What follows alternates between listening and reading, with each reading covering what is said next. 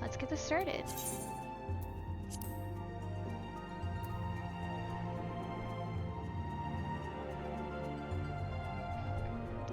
Hello, how are you?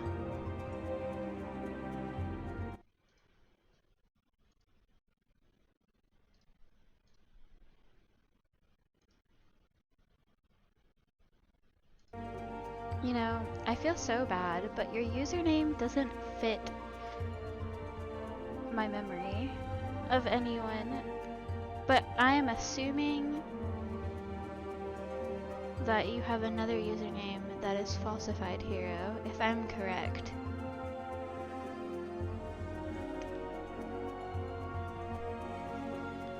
Am I correct in guessing the right person?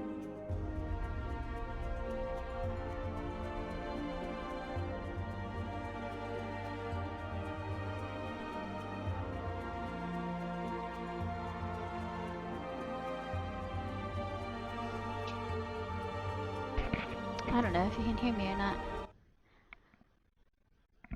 Hi, Bear. How are you?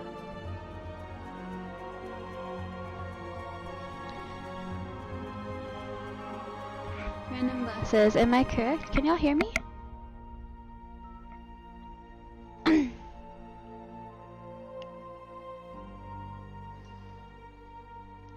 Okay, awesome. Random glasses. You are also someone I know in person. Am I correct? It has been a minute since I've seen that username.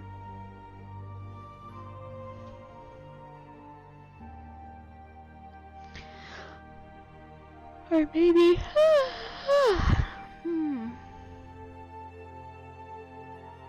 Maybe I'm incorrect.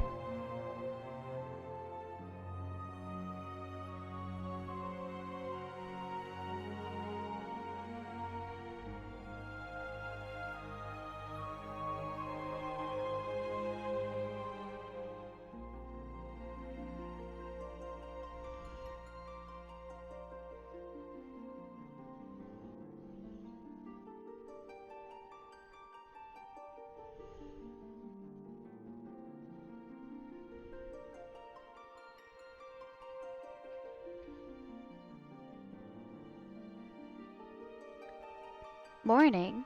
Is it morning? No, it's not. Not here. You just sat through 90 whole seconds of ads? Oh my gosh, I forgot. I need to adjust that.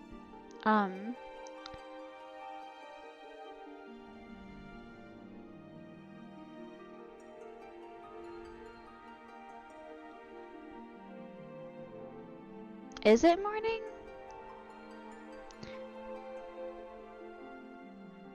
I mean, yeah, it's midnight-ish. Random glasses, I can't remember who you are in my friend group, but I know you.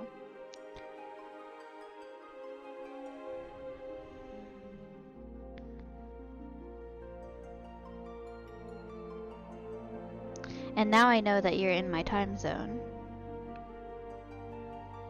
So you're not one of my foreign friends. You usually just say morning because you wake up in the afternoon. Schedule scuffed. Is it afternoon where you are?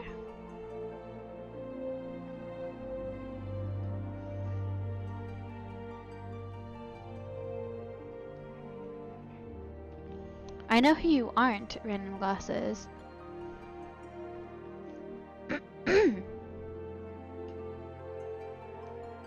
Okay, so we are in different time zones.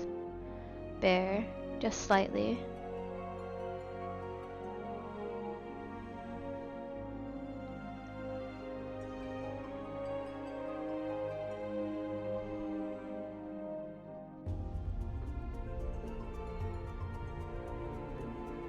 Alright, so I think I have decided that I wanted to be a Lalafell for this playthrough.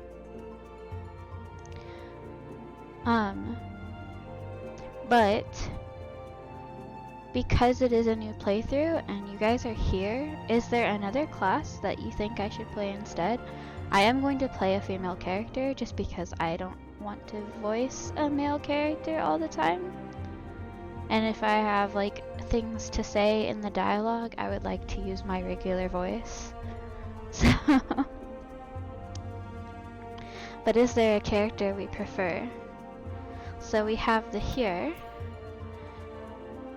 How about, because I'm not sure who's going to see this, and because this video is meant to be an introduction of Final Fantasy XIV to anyone who is new to it, I'm going to read out who they are, and then we'll decide based on that. How does that sound?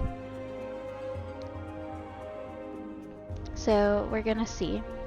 So the here are said to have first traveled to Eorzea from her surrounding continents and islands.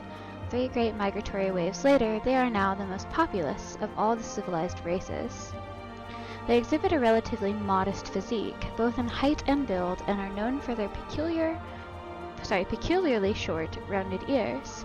Here's are well suited for traveling long distances by foot, a trait thought to account for their swift proliferation. Their espousal of an eclectic variety of languages and traditions is a legacy of their diverse heritage, as is their resulting lack of a unified cultural identity. Sorry, my chat is like kind of sort of transparent over all of this, so it's hard to read through the chat. It's weird that it says that they're known for their peculiarly short rounded ears, because like that's like the most normal thing about them. They're not particularly like odd. They just look like a person. Anyway. Ellison. In former times, the Ellison were the sole inhabitants of Eorzea, claiming dominion over her. Traditionally a nomadic people, the tall, slender Ellison believed the realm to be theirs by divine right. Unfortunately, this belief made the eventual appearance of the here in their multitudes akin to an invasion, and a long history of conflict ensued. So like the Crusades. Ultimately, the Ellison diverged into the 2 clans that exist today. The Wildwood Ellison took to the forests to protect their homeland, while the Duskwhite Ellison withdrew to caves and subterrane, opting instead to avoid all contact with any but their own. Ellison are like elves, and they like forests and caves. Lalafell. A wee people sporting short, rotund bodies, the Lalafell appear as no more than children to the eyes of most. Many of these nimble little folk hail from the islands of the South Seas, where they practice a simple agricultural lifestyle. It was not until the opening of maritime trade routes that the gradual migration of Lalafells to Eorzea began. Now one of the most well-established races in the realm, Lalafells can be found in great numbers in nearly every city. Though Lalafellan culture places great emphasis on blood relations, individuals are known for getting along amicably with members of all races.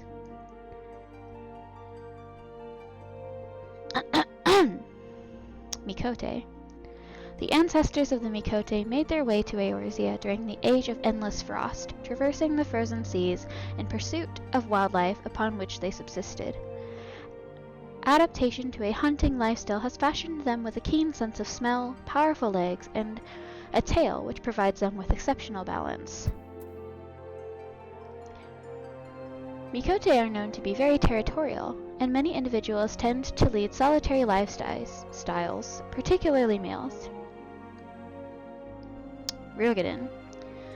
Known for their brawny builds and piercing eyes, the Roegadyn are the largest and most rugged of Eorzea's races. The majority of the realm's Roegadyn belong to the Seawolf clan, a maritime people who earn their keep on or by the sea, be it as sailors, fishermen, or pirates. Comparatively fewer in number are the Hellsguard, who are known for their more earnest demeanors and can often be found working as bodyguards and smithies. Aura. The curved horns and beautifully patterned scales that characterize the aura oft give rise to speculation that members of this Hyr-like race, native to the far eastern continent of Othard, are in fact the progeny of dragons. This, however, has long been disputed, with scholars citing several distinct differences in the 2 races as evidence of decidedly dissimilar roots. The first and foremost being the enhanced hearing and spatial recognition granted by an aura's cranial projections, traits not attributed to draconian horns. And the second being the gross disproportion in body mass between auri males and females, again a trait widely unseen in dragons. You can't be a female Hrothgar yet, so we won't be a Hrothgar. And then Vera. Of tall stature and slender frame, the Vera's physical appearance is strikingly similar to that of the Huron Ellison, save for their distinctive long ears. Adhering to a strict code known as the Green Word, they are prohibited from contact with the outside world under threat of exile. Their society is purely matriarchal, and males of age are seldom, if ever, found within the bounds of any village. They instead serve as protectors of the wood from the shadows, that no evil may ever encroach on their sacred lands.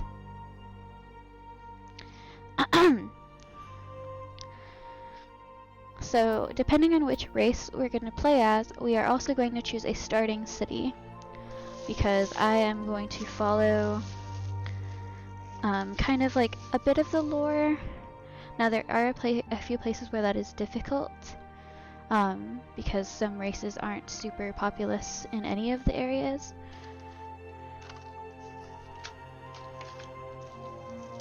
But let me get my little lore book so that we can decide on a town once we've decided on a race.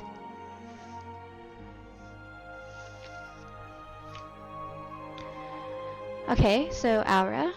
Bear, do you think Aura would be a fun one for me to do? My main is a Mikote, so I really don't want to play as a Mikote again. Oh my goodness, I have the hiccups.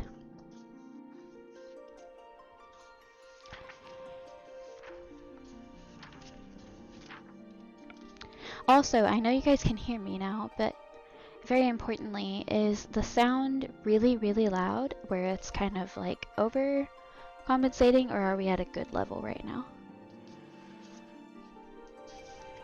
I actually don't think this book covers the aura.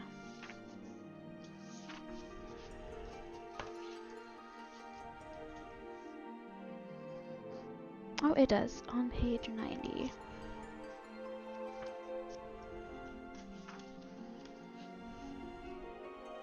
It's solid? Alright, good.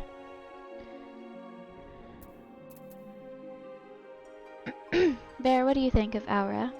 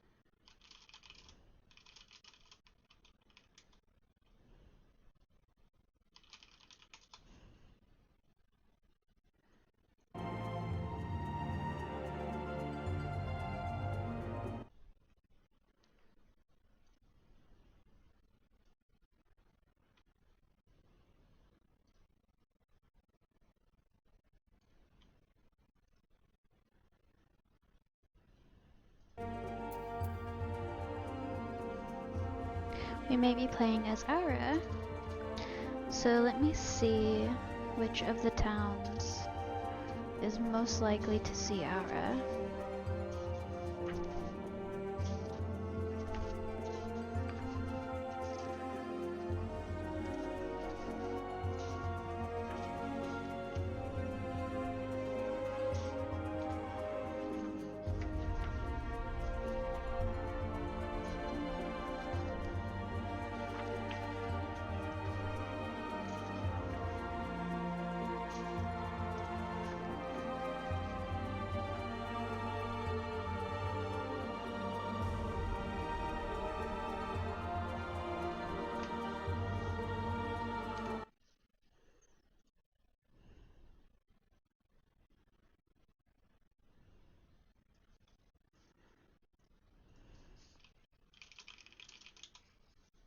So it looks like we're going to do Aura.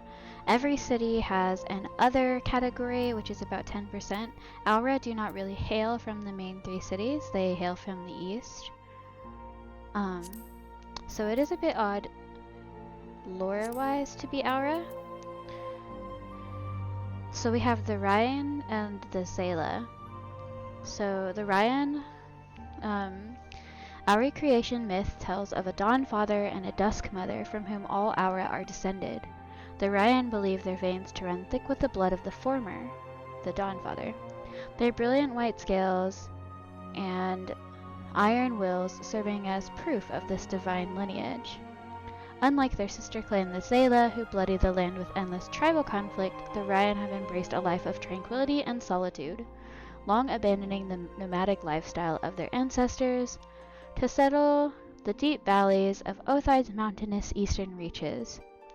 Only on rare occasions will one emerge from the valley mists to seek adventure in realms afar. And then we have the Zayla. Our creation myth tells of a Dawn Father and a Dusk Mother from whom all Aura are descended. The Zayla believe their veins to run thick with the blood of the latter, their lustrous black scales and fiery wills serving as proof of this divine lineage. Unlike their sister clan the Ryan, who lead solitary lives hidden behind the savage peaks of Othar's eastern reaches, the Zayla are free spirits who roam the vast western steppe in close-knit tribes, hunting, gathering, and warring as their ancestors have for countless generations. So are we going to play as a Ryan or a Zayla?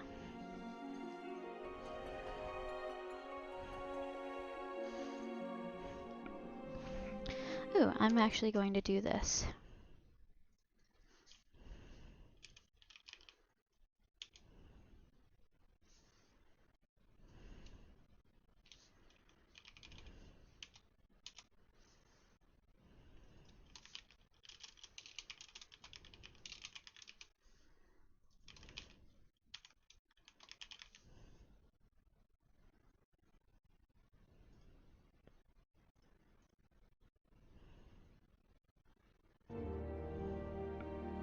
There's a poll.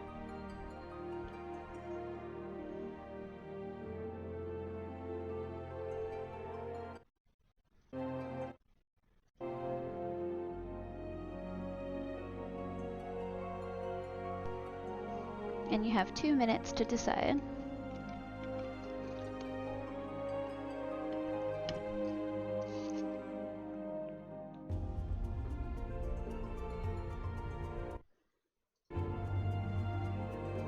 I need to set my settings so that the sound doesn't.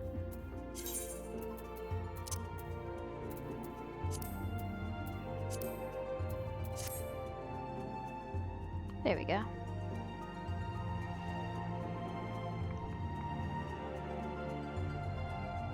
We're leaning towards Zayla.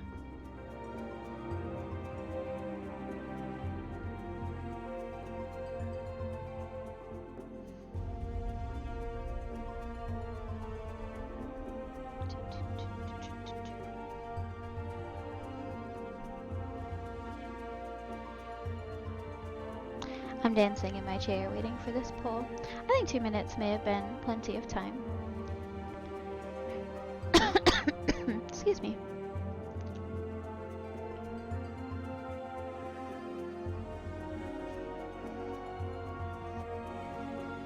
Also, my cursor not showing up is important, so it doesn't show up, correct? I should have it turned off.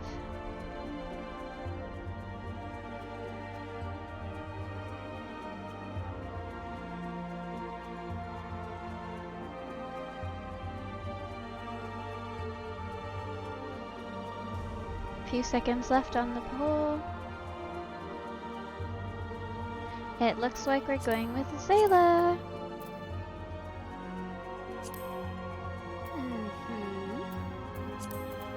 Who doesn't?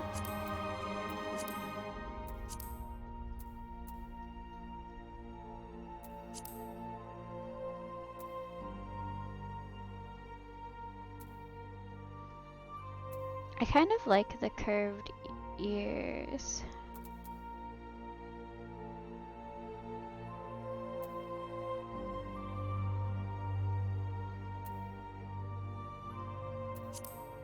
And that she has more facial scales. I'm gonna be like a pale color. Palish bluish color.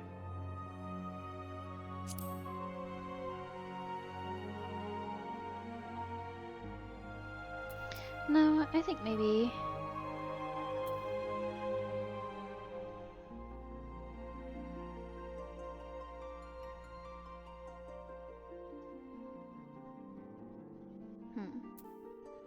Maybe we'll go slightly more...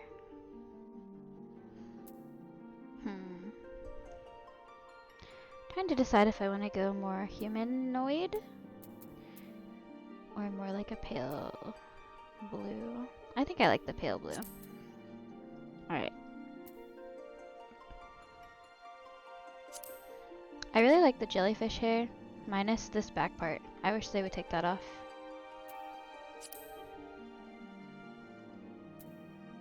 It doesn't matter since I'll be changing this shortly.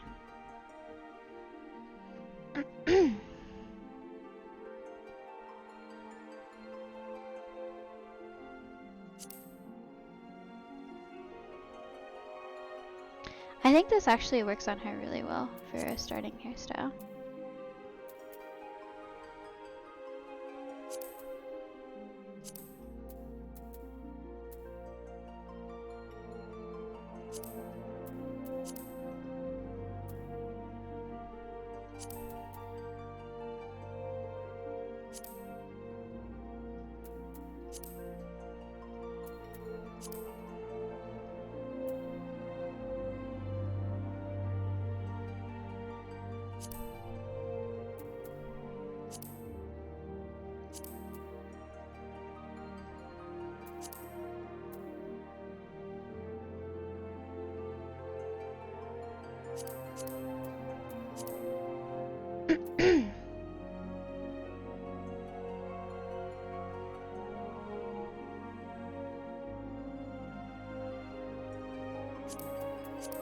We're going to be very blue. I don't need a limbo ring.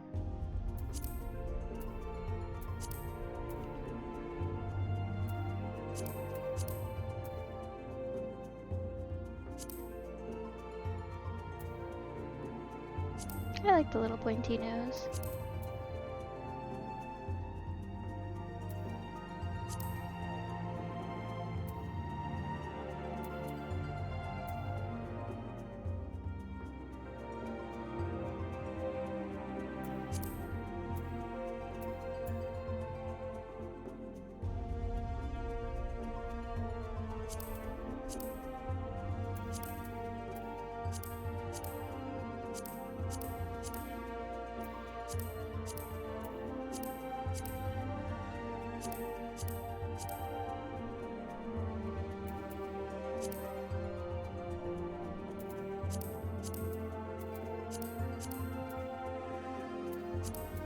I do like that they have more scales, but I'm gonna have not covered nose.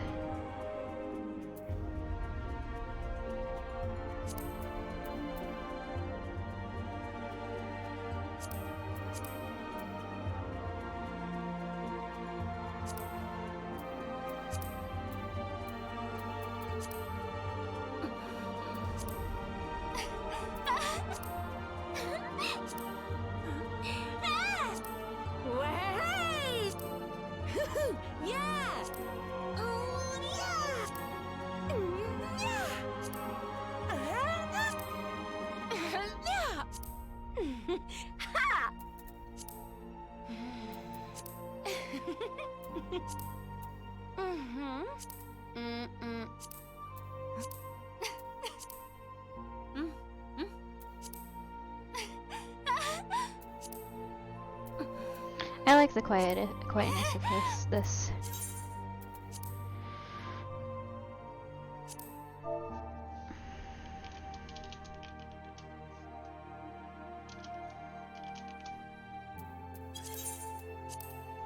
Alright.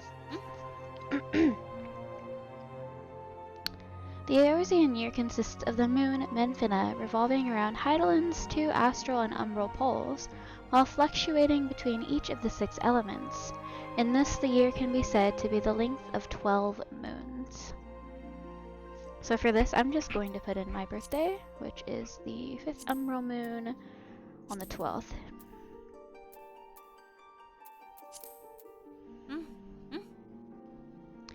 Now we're going for a deity. And this is going to depend on our starting town.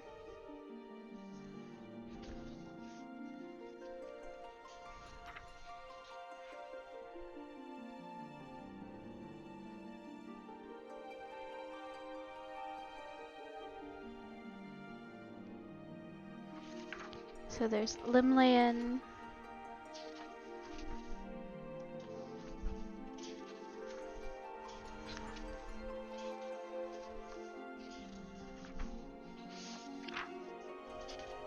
I kind of want to start in Gridania simply because it is the easiest place to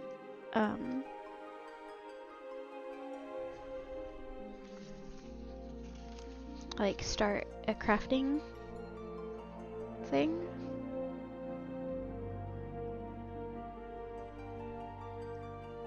So they are big fans of Nafika.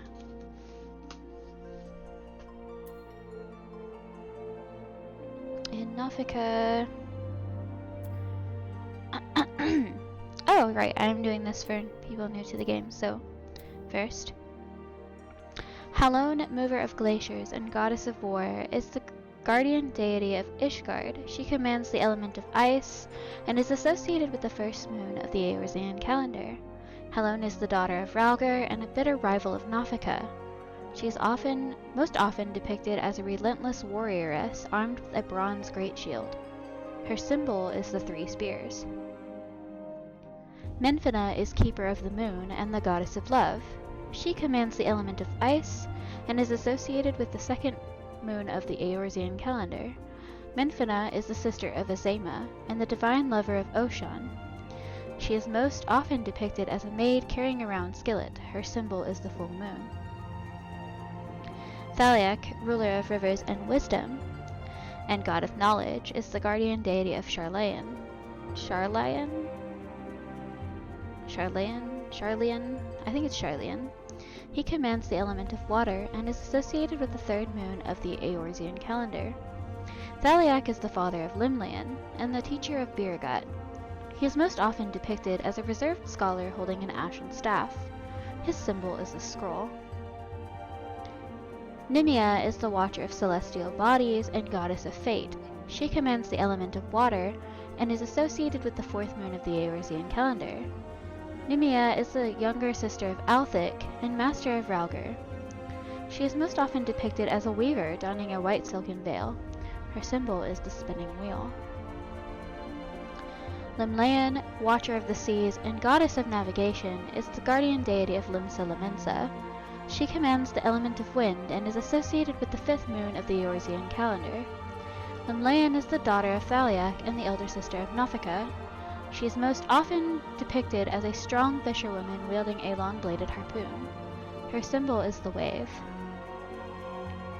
Oshan is ruler of the mountains and god of travelers and vagrants. He commands the element of wind and is associated with the 6th moon of the Eorzean calendar. Oshan is the brother of Naldal and the close companion of Halone. He is most often depicted as a carefree ranger wielding a bow of yew. His symbol is the walking stick. Biragat is the purveyor of architecture and industry and god of the arts. He commands the element of lightning and is associated with the 7th moon of the Eorzean calendar. Biragat is the elder brother of Halone and pupil of Thaliak. He is most often depicted as an ardent smith with a 2-headed hammer. His symbol is the hand.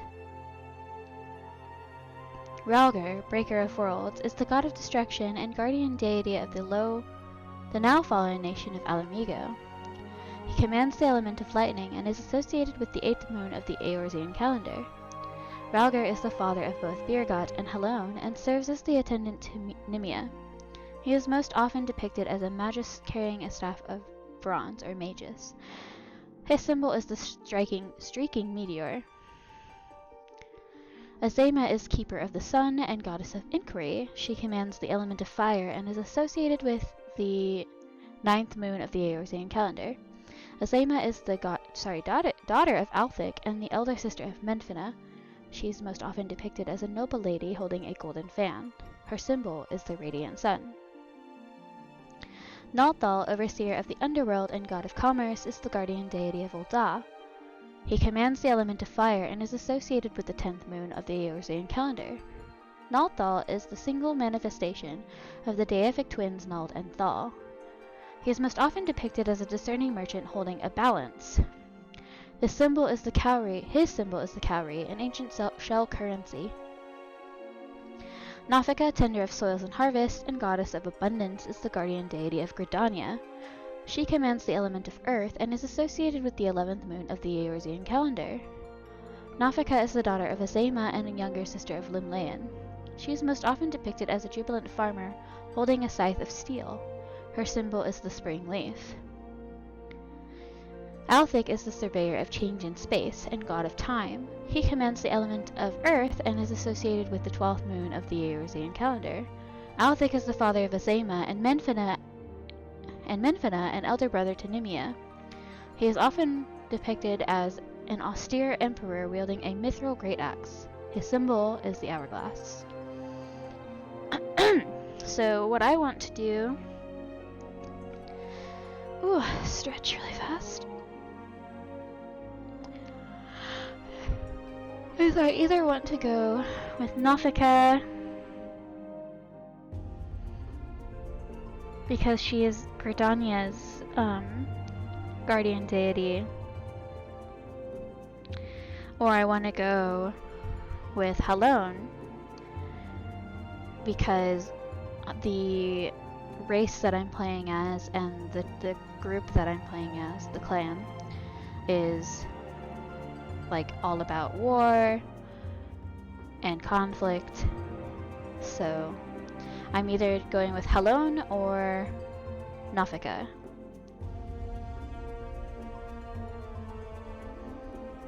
So do we have a preference for the goddess of war or the goddess of abundance?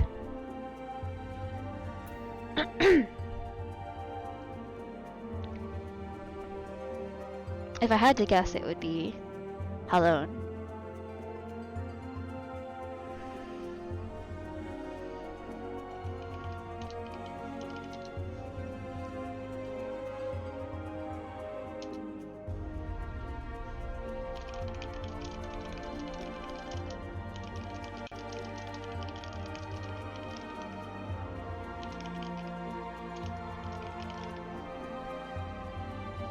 Make this one shorter.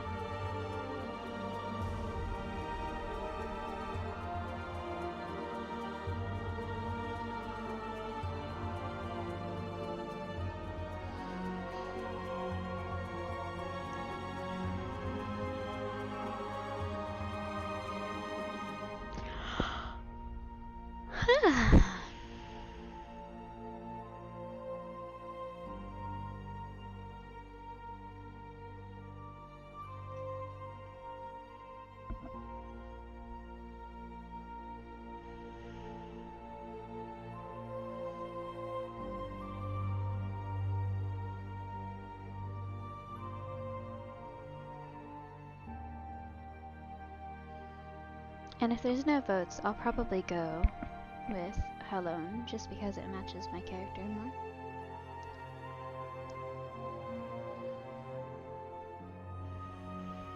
Alright, it looks like we're going with Halone. I believe that's how you say her name. And then I've already decided that I'm going to be an archer, just because I think that's a fun starting class.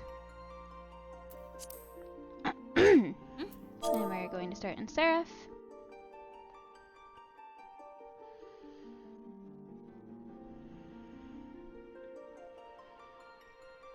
And I believe Aura have very, like... Yeah. So those are, like, worldly names. I know that the, the Ryan have more like Asian names, like Southeast Asian names.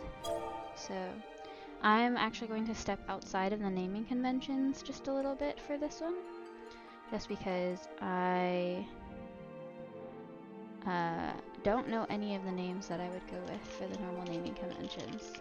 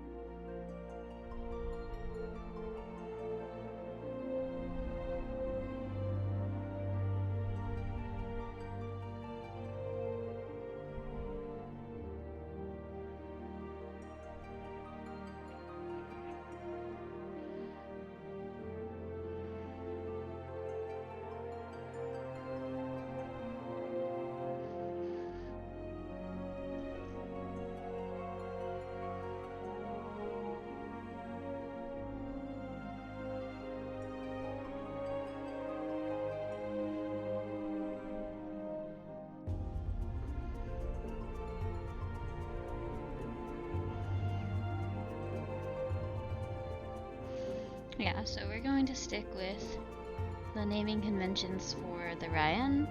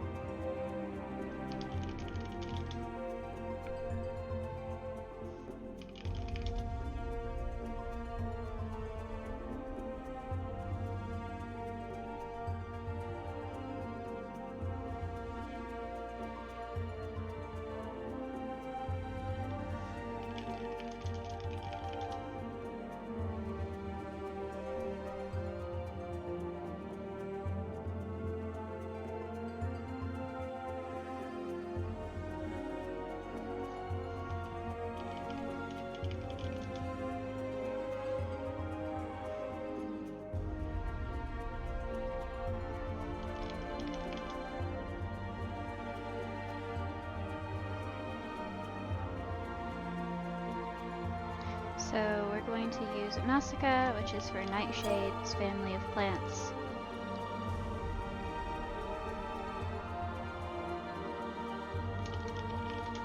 And then we're going to use the last name for Valley.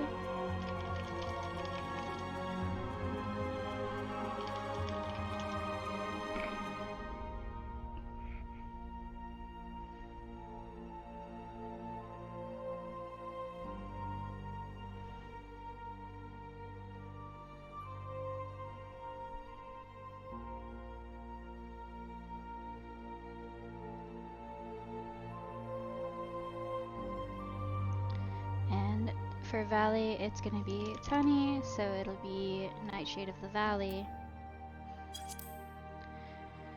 And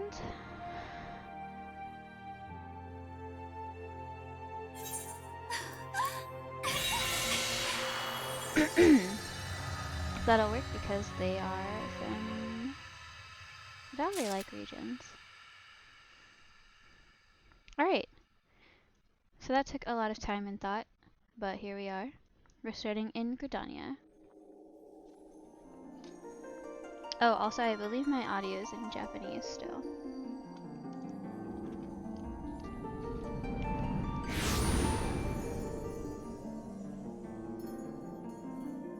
There are subtitles.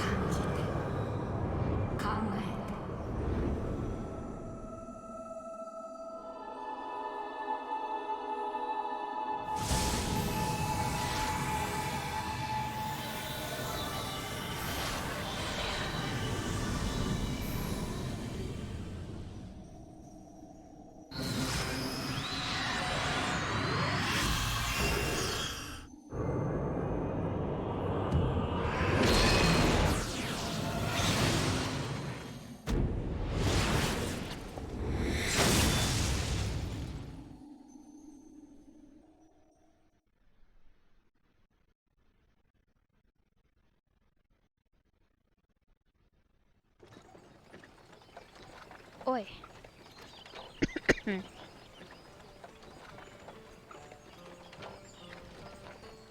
alright, lass?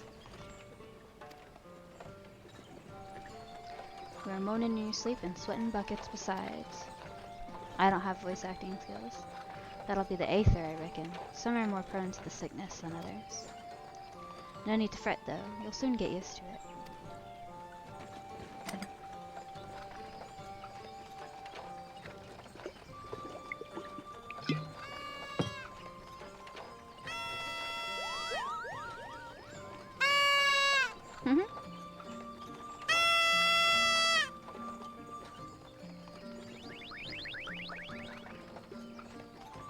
Feeling better, Kupo? Aha, you can see us. I had a feeling you could, Kupo. We're Moogles, and we live in this wood.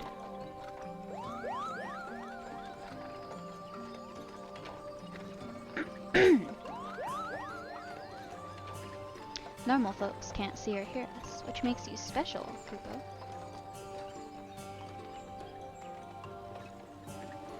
And seeing as how you're special, maybe you can tell us something. The wood's been restless of late. Lots of strange things happening. Have you chanced to witness anything suspicious, Kupo?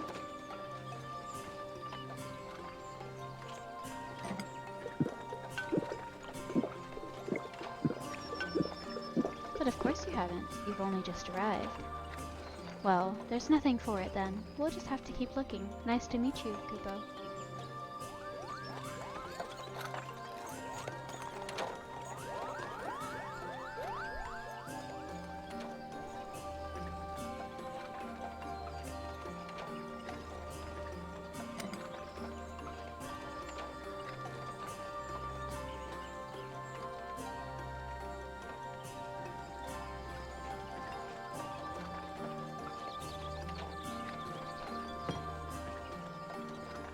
Gridania's still a fair way off, in case you were wondering. Seeing as you're awake, how about you keep me company till we get there?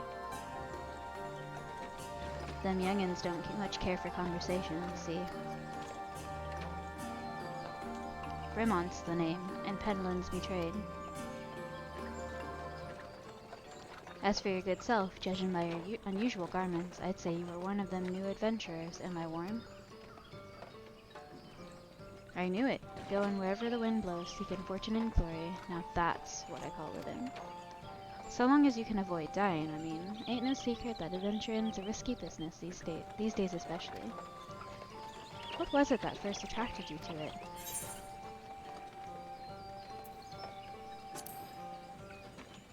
We're not gonna answer that.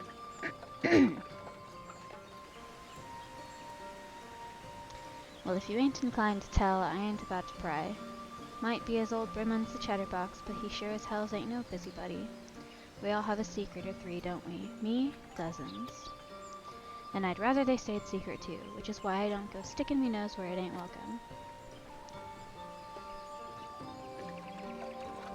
Just remember, though, there are more important things than fortune and glory, such as breathing. Ain't no profit in being dead, and that's a fact.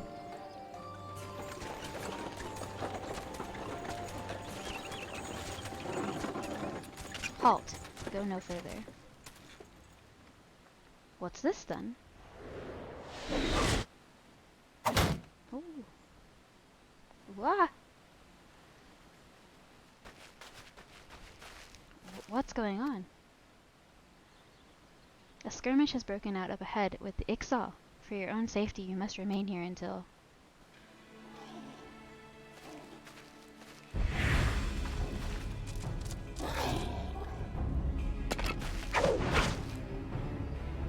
Bloody hells, we shall hold them here. Try to break clear.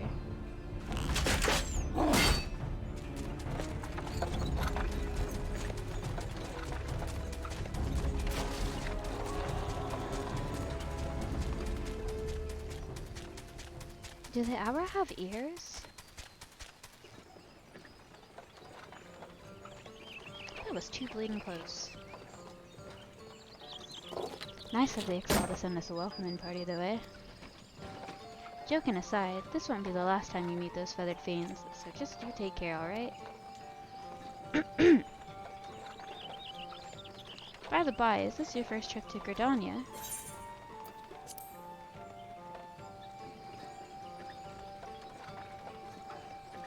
It is. Well then, let this journeyed itinerant tell you the ins and outs of your destination. The city of Gridania lies slap bang in the middle of the Black Shroud, the biggest, lushest forest in all of Eorzea. Though it ain't near as lush as it used to be, saying that, not since the Calamity laid half of it to waste. The destruction prompted a herd of new nasties to move in, and gave the Ixal unneeded encouragement. Birdman raids have become a daily occurrence. Ah, at long last. Behold Gridania, the forest nation blessed by the elementals. エオルゼア最大の森林地帯、国営の森。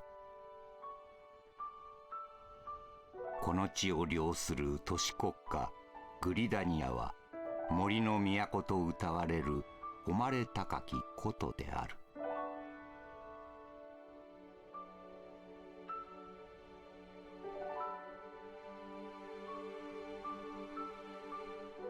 巨大な木造建築物と無数の水車によって形成された街並みは国営の森の木々に抱かれ守られているという。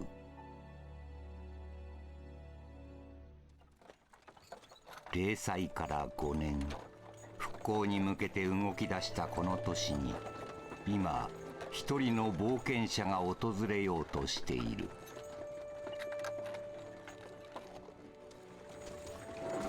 今はまだ己の運命を知らぬ者。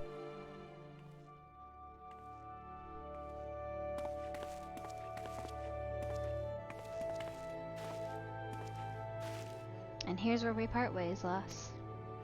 I'm off to the markets to deliver me wares, then it's back to the high road for me. Here, I want you to have this, by way of thanks for keeping me company.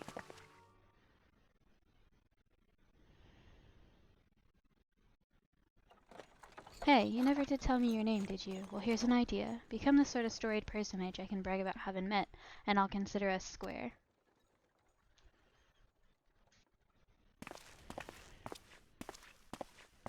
Kami gamiに愛されし地、エオルゼアの歴史に名を残す者。この冒険者の長き旅は、森の都、グリダニアから始まる。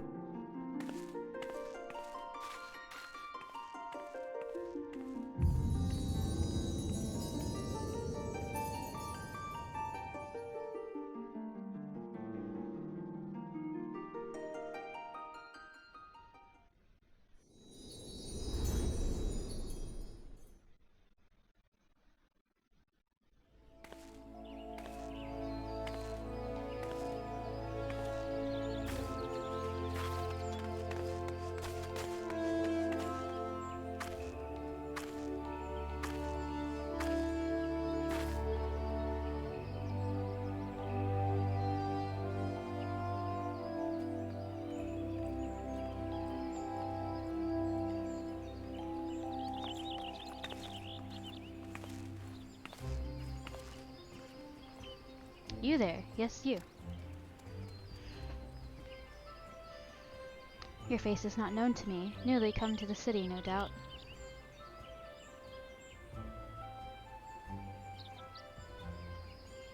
I'm Bertenant, a wood whaler of Gridania.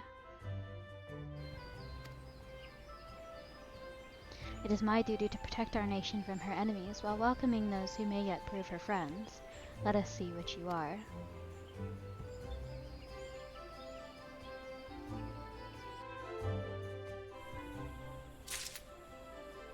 Welcome to Gridania, a vibrant forest nation cradled in the bosom of nature. We're gonna use mouse and keyboard.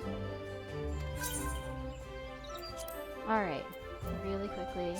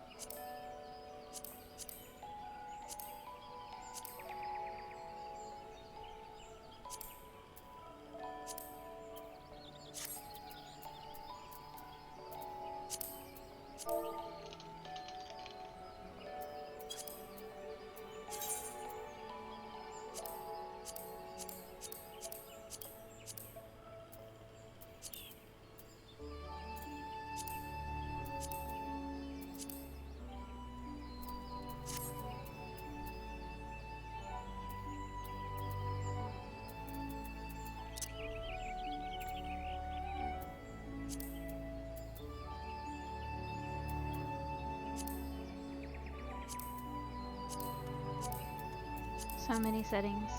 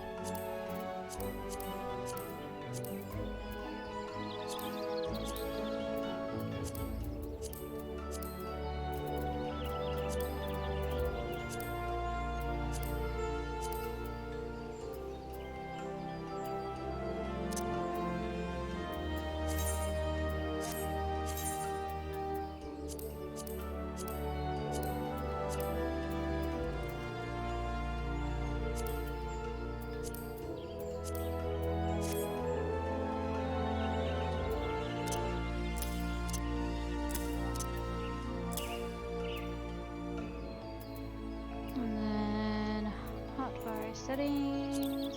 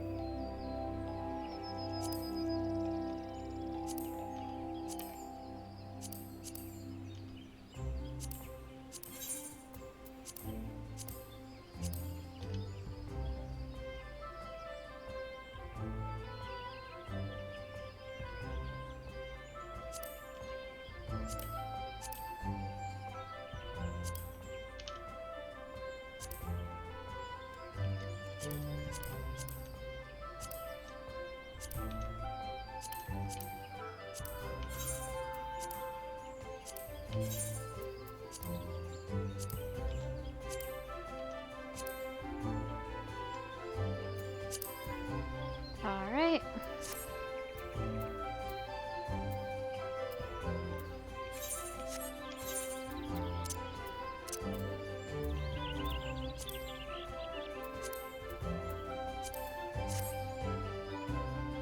And finally,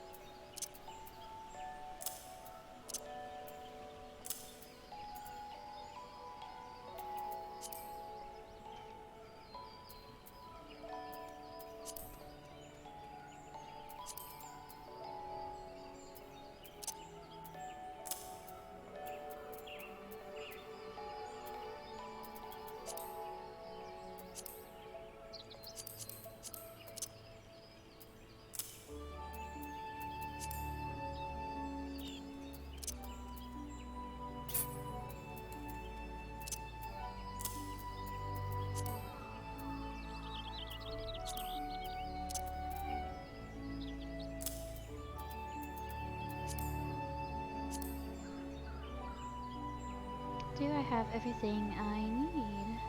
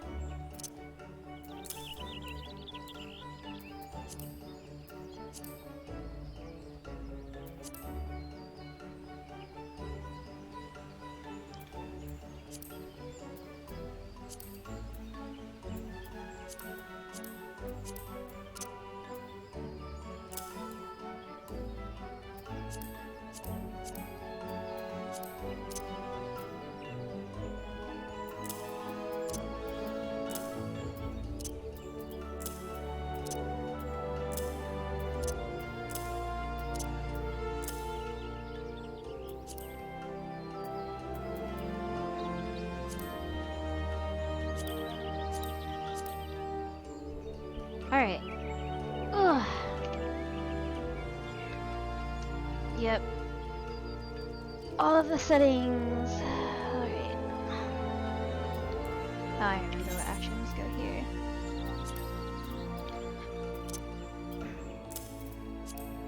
Some of them I don't have yet.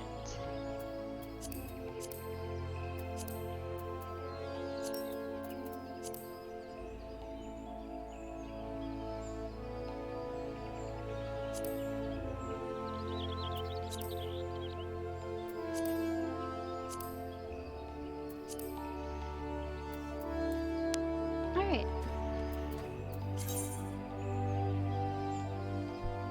All of this is tutorial stuff, so I won't read it out because you will get the tutorial stuff.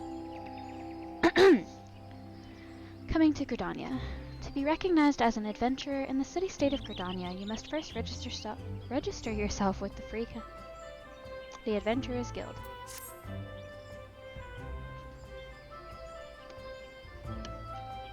Another green adventure, I presume. I thought as much. We cannot allow strangers to wander Gridania unchecked and untested. Before you rush off and begin pestering every second citizen for work, I suggest you make yourself known at the Carline Canopy. That's the headquarters of the local Adventurers Guild, in case you were wondering. The Carline Canopy is the building you see behind me. Speak to Mother Mion within, and she will take you in hand.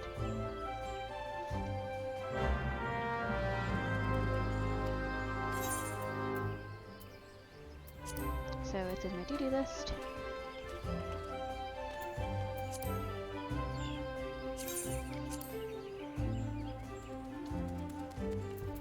Which I actually like to bring just a bit off of the side.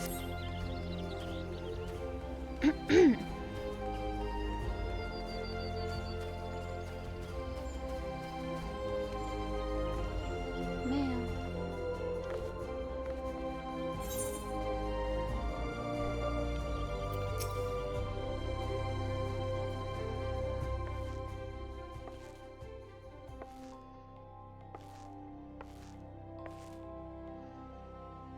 Well, well, what have we here? A wide-eyed and wondering young adventurer, come to put your name down at the guild, I assume. Welcome. Mion's my name, or Mother Mion as most call me, and the Carline Canopy is my place. As the head of the Adventurers Guild in Gridania, I have the honor of providing guidance to the fledgling heroes who pass through our gates. No matter your ambitions, the guild is here to help you attain them. In return, we expect you to fulfill your duties as an adventurer by assisting the people of Gridania. A fine deal, wouldn't you agree? To an outsider's eyes, all may seem well with our nation, but naught could be further from the truth. The people live in a state of constant apprehension. The Ixal and various gangs of common bandits provide an unending supply of trouble compounded by the ever-present threat of the Garlean Empire to the north, and that is to say nothing of the Calamity.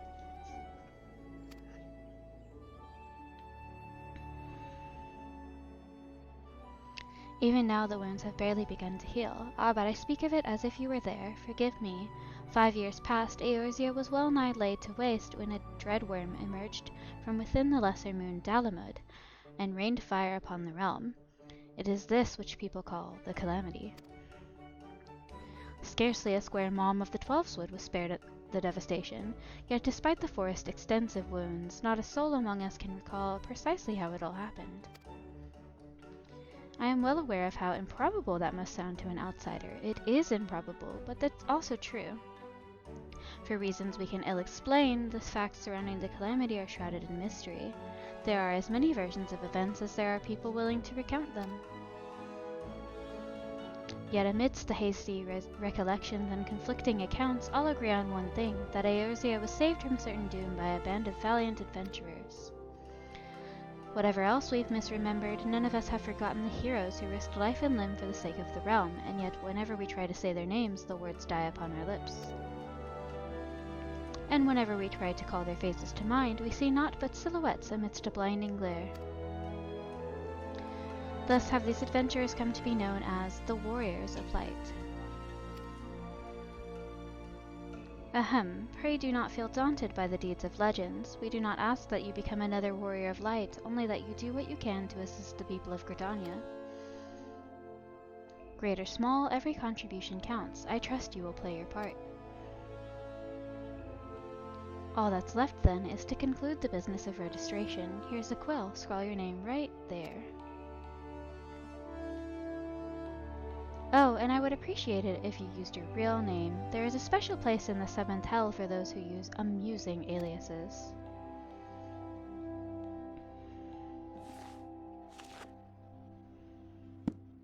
Natsugatani, And you're quite sure that isn't an amusing alias? Very well, from this moment forward you are a registered adventurer of Gridania, nation blessed of the elementals and the bounty of the Twelveswood. The guild expects great things from you. Look at what just arrived, another goddamned adventurer. Don't you start with that. Adventurers are the very salve that Gridania needs. The elder seer herself bade us welcome them with open arms. Do you mean to disregard her will? Of course not. Lest you forget, it is my sworn duty to uphold the peace. Am I to blame if outsiders bring mistrust upon themselves? You, adventurer, mind that you do not cause any trouble here, or I shall personally cast you out of this realm and into the 7th Hell.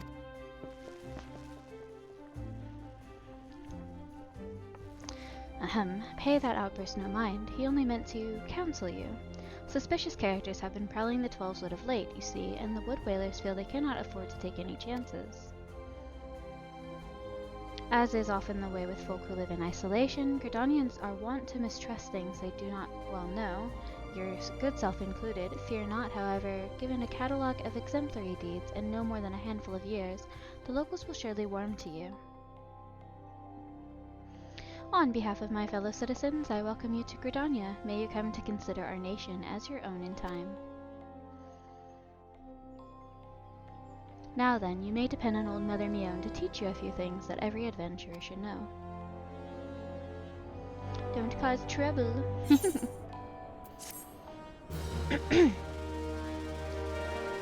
Alright.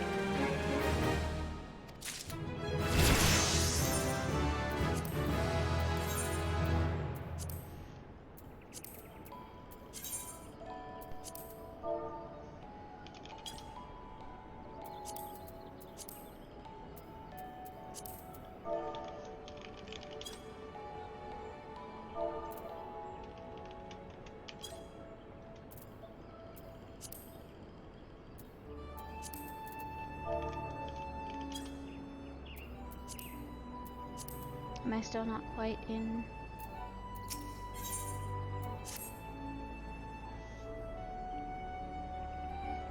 Let us begin at the beginning, shall we? Now that you are a formal member of the Adventurers Guild, we must be sure you have a firm grasp of the fundamentals of adventuring. To that end, I have 3 tasks I wish you to perform. Your first task is to visit the Aetheryte. This massive crystal stands in the middle of the Aetheryte Plaza, not far from the Carline Canopy. As a device that enables instantaneous transportation, the Aetheryte plays a key role in the life of the ever-wandering adventurer. Once you have located the crystal, all you need to do is touch its surface. A member of the Wood Whalers will be present to offer further instruction. For your second task, you are to visit the Archers Guild. There is no better place to learn the arts of the bow. Speak with Athelina, and she will explain the benefits of joining the guild. For your third and final task, I would have you visit the markets at the heart of Old Gridania's commercial district. There you shall find weapons and armor, and all the various items that an adventurer might need on her travels. There is, however, more to the markets than buying and selling goods. Speak with Parson Montre, and listen well to his counsel. The master merchant can be uncooperative at times, so be sure to offer him one of my famous ale pies. Like so many men, he is much more charitable when his stomach is full. Here, I made a batch not long ago. You have your tasks, Noska. May Nafika guide your path. Ah, and one more thing. Should you happen to come across any citizens in need, don't be afraid to prefer a helping hand. I am certain they will be pleased to meet an adventurer in whom they can confide their woes. Granted, the work they offer is unlikely to be of realm-shattering importance, but prove your worth and build a reputation, and in time folk will be more inclined to entrust you with matters of moment.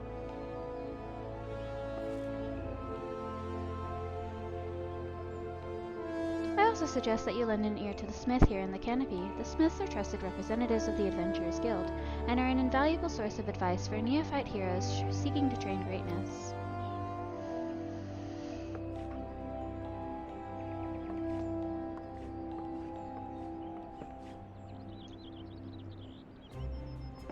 Why can't mine be green?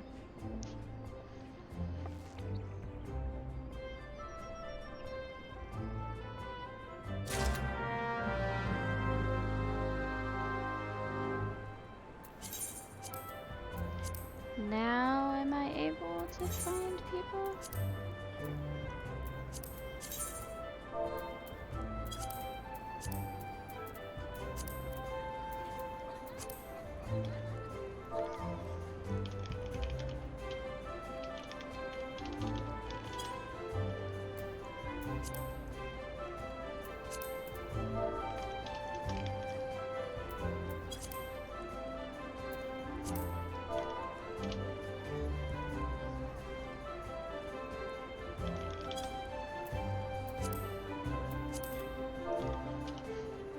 Oh man, who else is on all the time?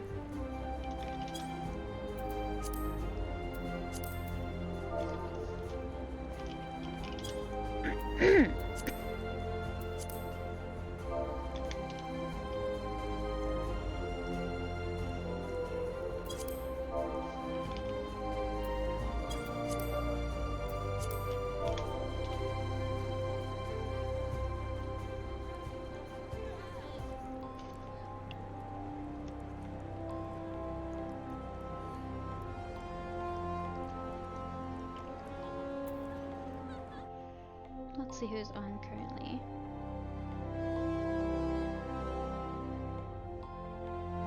It says they are.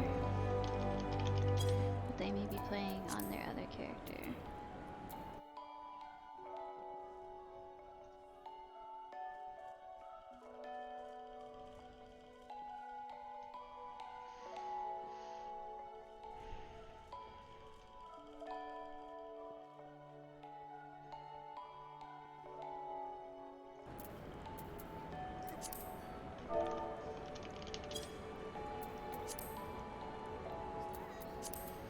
I guess I can't do that right now.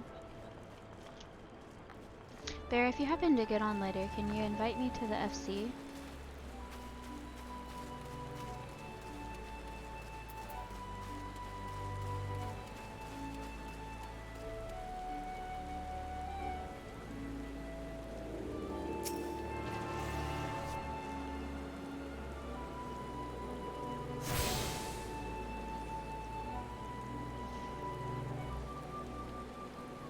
Greetings, adventurer. I see you are faithfully following Mother Mion's instructions. Allow me to offer you a bit of instruction myself. I'm Nicia of the Wood Whalers, and I know a thing or two about the Aetheryte. Yes, that big crystal right there. Aetherites are devices that tap into ethereal energies and are primarily used as a means to travel swiftly from one place to another. Return and teleport, the most common transportation spells, make direct use of the Aetherites and their connection to the flow of aether. And as these devices are found in almost every corner of Eorzea, any adventurer worthy of the name will wish to seek out and attune herself to each one. Truly few things in this world are so useful to an intrepid explorer. But you need not locate them all at once. Before rushing out into the wild, I suggest you start with Aetherites found here in Gridania. Should you wish to learn more about the Aetherite or transportation magic, I am here to answer your questions.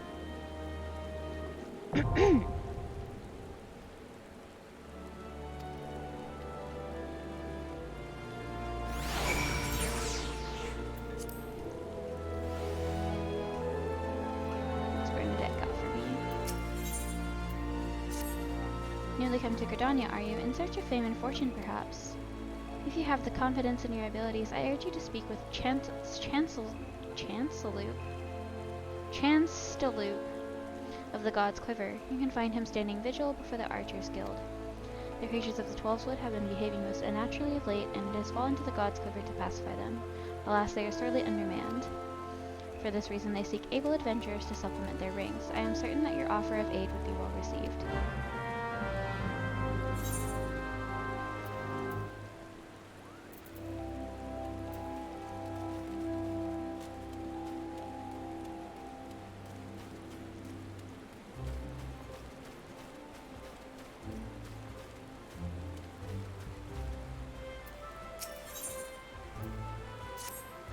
Ah, an adventurer, precisely what we needed.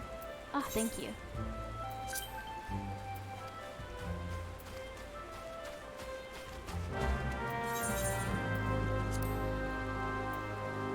Yay!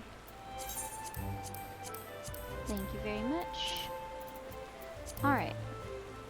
Really quickly, I need to switch so that I can rank myself.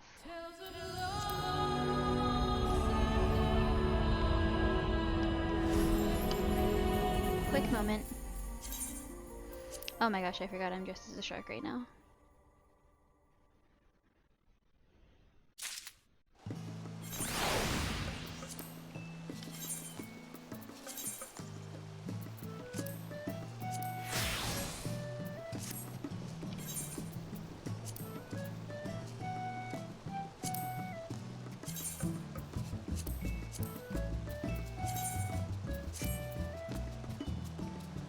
And I had not added the 8th advisor.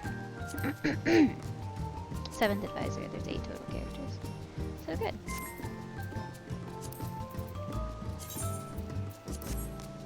Switching back over.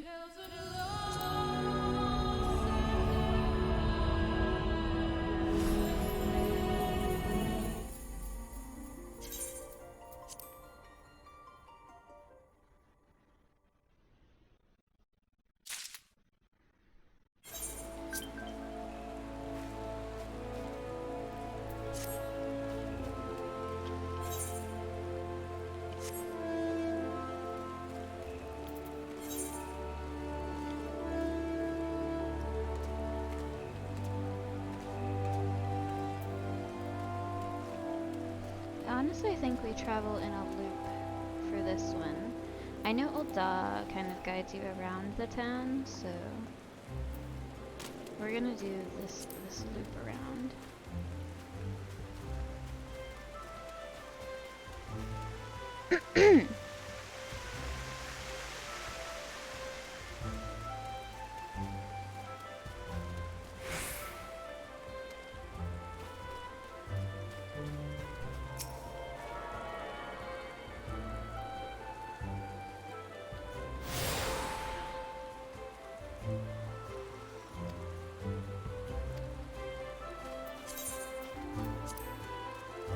There's eggs everywhere because of the event that's happening. Bernadette sent you to me? Well, inexperienced or not, if you wish to prove your worth to the people of Gridania, you are right to come. You do wish to prove yourself, do you not? Blah, blah, blah, blah, blah. Ordinarily, the forest fungars that inhabit the Central Shroud are not more than a nuisance. However, we have received reports that vast clouds of the creature's spores have rendered parts of the 12's wood impassable and ruined crops besides. We periodically cull the fungar population in order to prevent such occurrences, but the creatures have taken to spawning out of season, making it ever more difficult to keep their numbers in check. Though this is indeed a troubling development, the God's Quiver has more pressing concerns and can ill afford to waste time fighting fungars. If you wish to prove yourself, go to the Central Shroud and exterminate 6 of the pests. Use caution and approach them one at a time, lest your adventuring career be cut disappointingly short.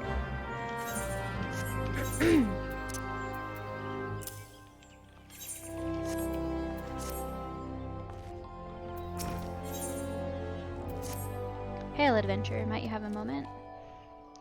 I am in need of a trustworthy soul to deliver a missive to Parnell. You can find her in the shaded bower in the midst of the markets. Why not? Why would I not simply go and speak with her myself? Well, as I'm sure you have observed, Gridanians have a tendency to be rather, in person, they can be, well, a little on the prickly side. The matter is not urgent. Simply hand over the missive the next time you find yourself in the markets, please, as a favor from one adventurer to another. Greetings, friend. You have found your way to the Archers Guild. Do you seek to uncover the secrets of our art? Ah, now that I think on it, you have the look of one who has received Mother Mion's gentle instruction. Very well, I shall give you a brief introduction to archery and the Archers Guild. The skills practiced by our archers allow them to gauge an enemy's weaknesses from afar and turn the tide of battle with a single well-paced arrow. Should you join us, you will be taught to do the same. Archery as practiced in Gridania was born of 2 distinct styles of bowmanship. The first was devised by the longbow sentries of the Elezen who once ruled the lowlands, while the second belonged to the shortbow hunters of the formerly nomadic Picote. As you will doubtless be aware, both races ultimately came to call the 12's wood home. Though the 2 peoples began as rivals, they gradually learned to live together in harmony. During this time they learned from one another their 2 schools of archery intermingling to give birth to the art as it is known today. For a time the bow was used primarily for hunting, but as the hunters vied with one another to prove who was the better shot, there emerged a group of archers whose ultimate goal lay not in the practical pursuit of prey, but in perfection. Thus was the Archers Guild, born from the ranks of the Trappers League. It is the way of the guild to promote greatness in archery through friendly competition, and the results of our methods can be seen in the vaunted archers of the God's Quiver, many of whom spent their formative years loosing arrows at the guild's practice butts. I hope this gives you a better idea of who we are and what we do here.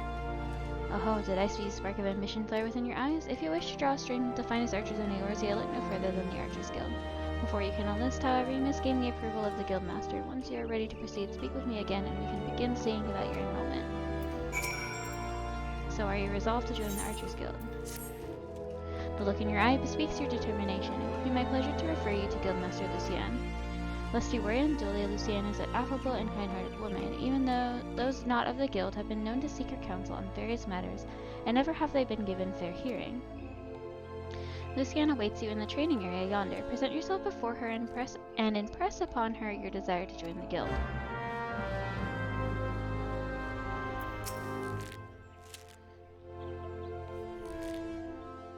Greetings, adventurer. I am told you wish to join our ranks.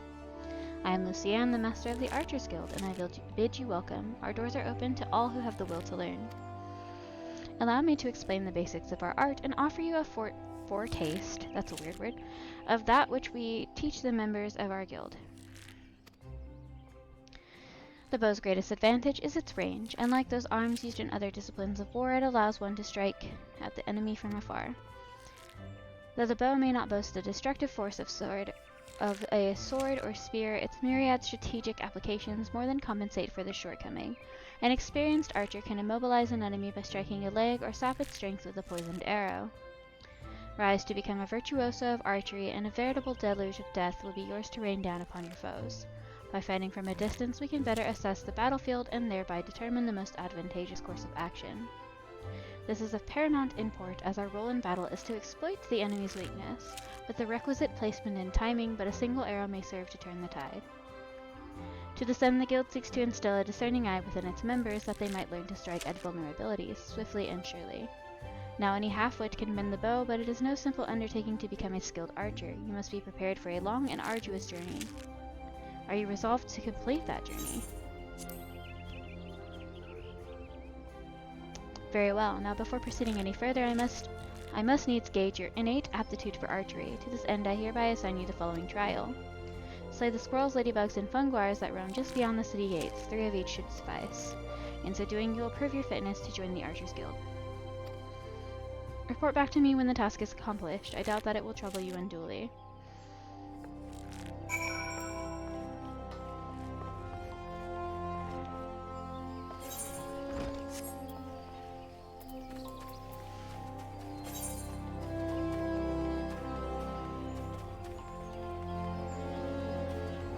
By the way, if there are ads, there is a command.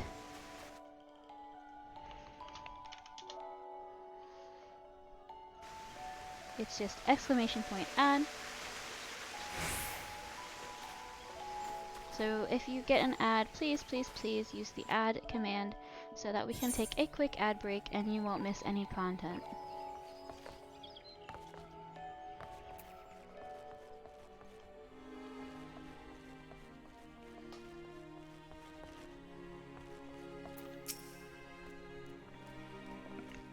By what right does the fledgling adventurer presume to address Parsemontre, master of the markets?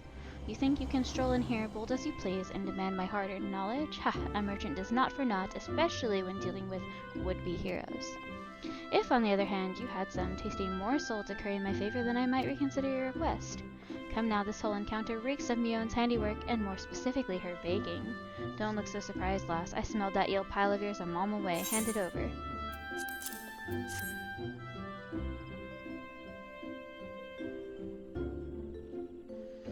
That flaky crust, just divine. Very well, I am a man of my word. Pay close attention, for I shall only explain this once. The aspiring adventurer need look no further than the rosewood and ebony stalls. Both are but a short stroll from where we stand. If you mean to do battle, you'd best be prepared with a quality set of weapons and armor. Such goods are the province of the rosewood stalls, directly south of here. You will be pleased to learn that the merchants of Gridania are exceedingly particular when it comes to craftsmanship, so you needn't fear defective straps and the like. If it is potions and paraphernalia you seek, head north to the ebony stalls. The shelves there are lavishly stocked by widely traveled Uldan merchants, and I may truly say that I have seen things amongst their myriad wares that I scarce knew existed. Do you follow me thus far? The first step in any purchase is to select the stalls that meet your needs. Then you may concern yourself with price and profit. There is little more I can teach you with mere words. Go and peruse the stalls and see for yourself what wares they offer. There is no substitute for first-hand experience after all, and I am weary of talking unless you have another eel pie.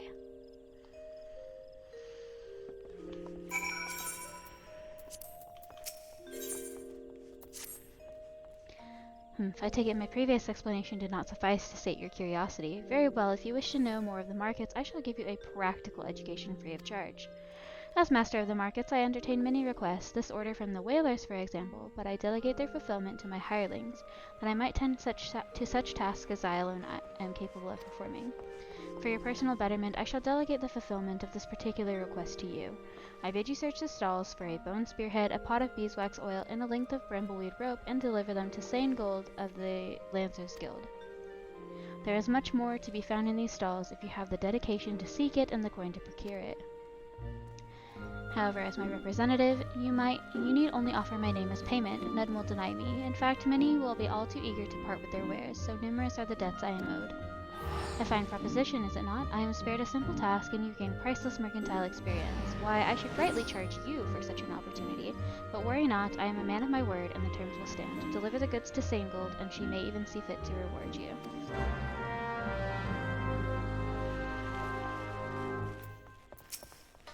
Greetings, madam. Might you be looking to secure the services of a retainer? What's this? A missive from Phoebus.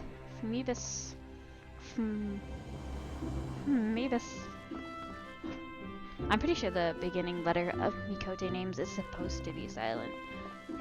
So it'd just be like Mibus or Mibus. Whatever could it be about? Let's see now.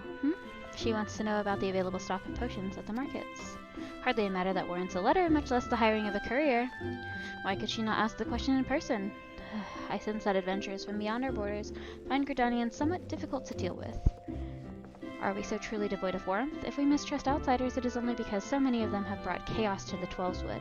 And such sins as theirs are not soon forgotten, yet I suppose we might endeavor to be a little less cold.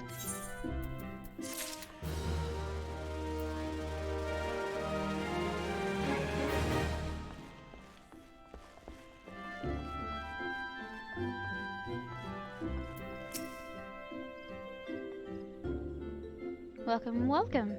At the behest of good Master Parcimondre, you say. To what do we owe the pleasure of your company today, milady? May I take this opportunity to say that it is an honor and a privilege to serve you. Ah, but you must have your beeswax oil without delay. Yes, yes. Feel free to take as much as you require, and you will of course inform Master Parcimondre that I was only too happy to accommodate his needs, yes?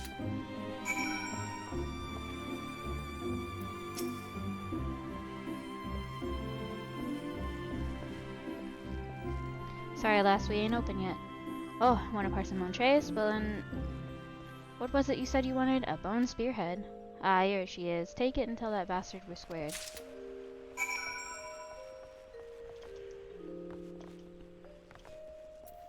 Hop. Hop.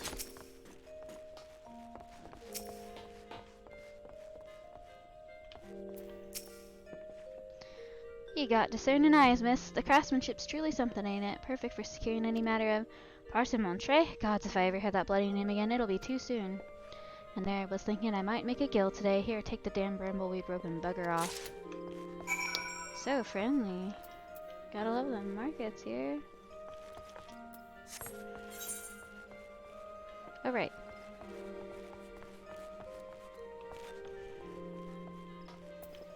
Let's go ahead and pop in to this inner part of the circle because we are going to circle around.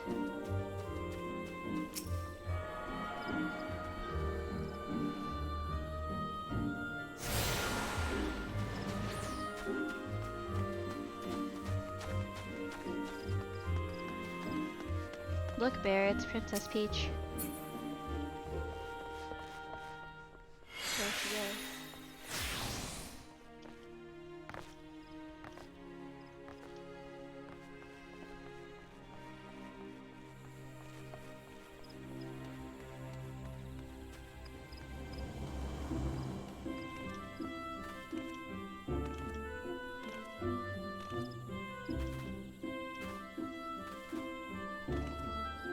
The Princess Peach herself, yes.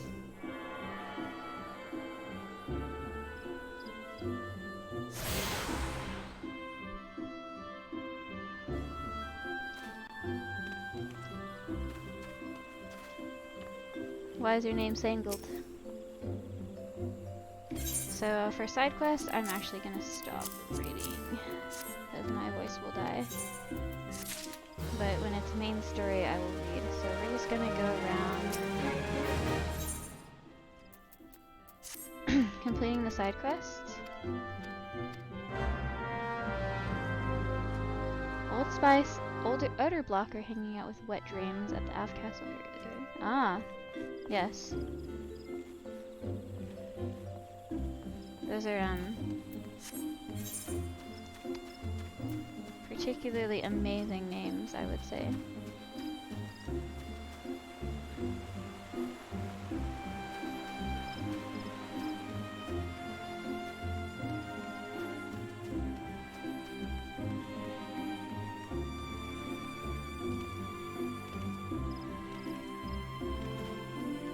By the way, if you ever see anyone who isn't in an FC and it looks like a novice or like someone who is a sprout or even just someone who seems like kind of lost, then please feel free to welcome them into our FC. I have no qualms.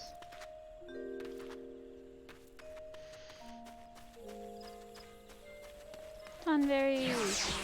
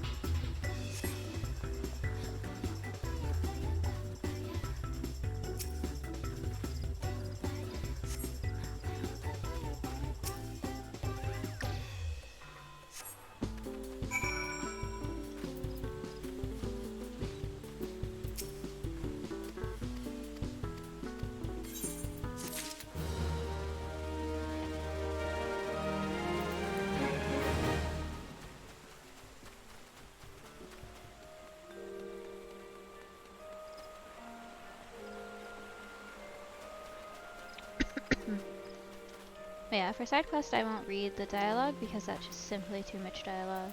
And then for main story quest I'll read the dialogue because that isn't the purpose. We just do all the side quests because we're a good little adventurer.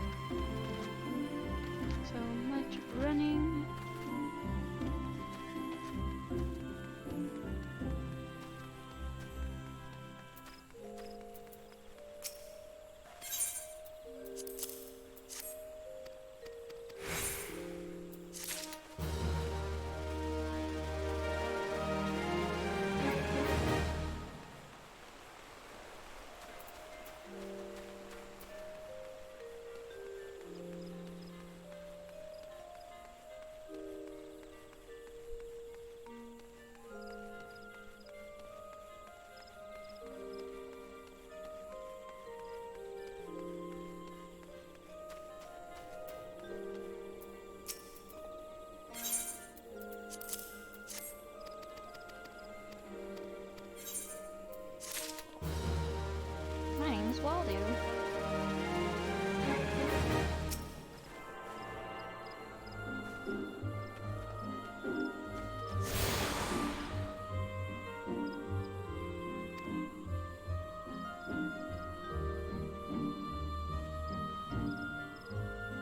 Excellent. Kinnison.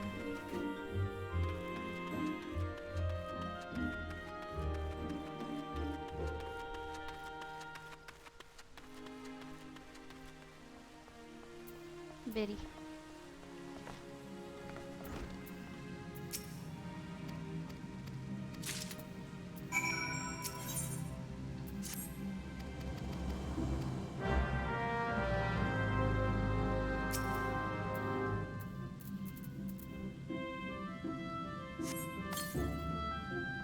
Royal.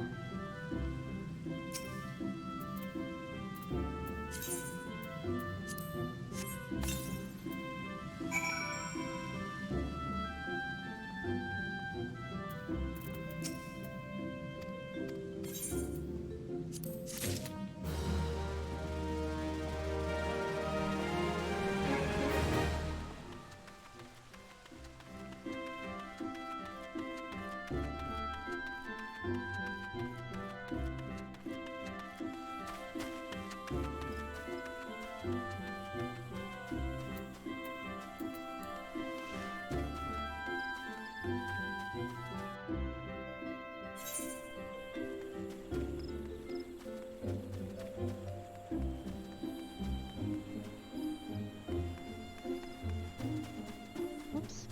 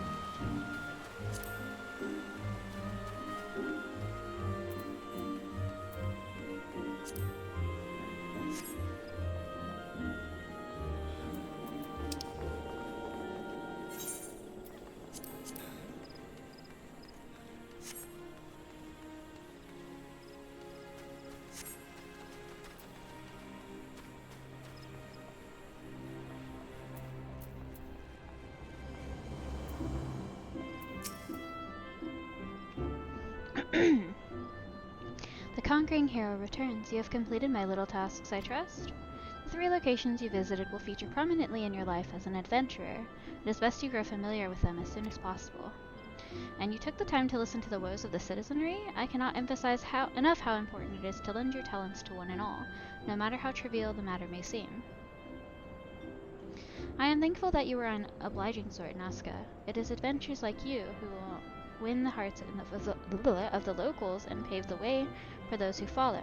I pray Gridania can rely on your aid in its struggles to come.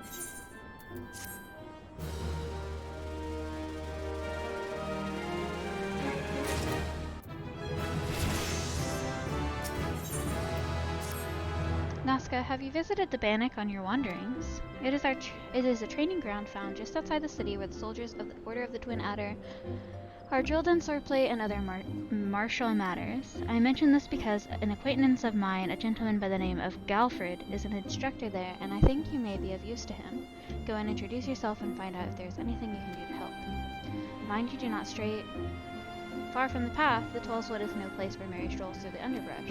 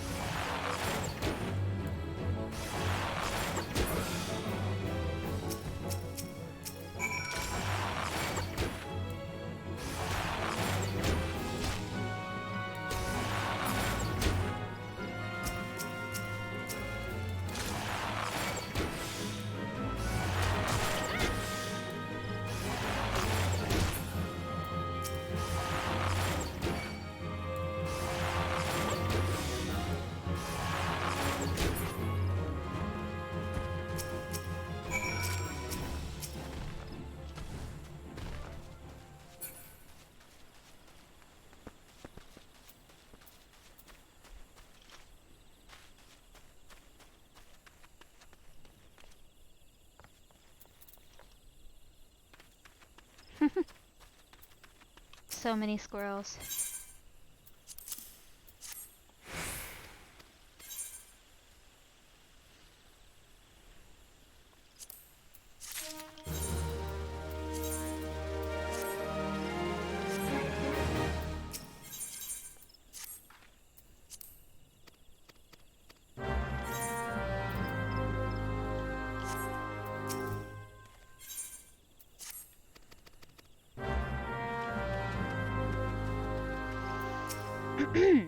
Greetings, Naskatani. Mion sent word to expect you. My name is Galfred, and I am responsible for training our twin adder recruits. I thank you for volunteering your assistance. The 12 Woods is much changed since the calamitous arrival of the 7th Umbral Era 5 years ago. The power of the elementals wanes, and the harmony of the forest gives way to chaos. A great abundance of life has been lost as the strong run rampant, stifling the weak and new-sprung. Though it may not appear so to the eyes of an outsider, the 12's Wood is ailing, its once rich variety of fading memory.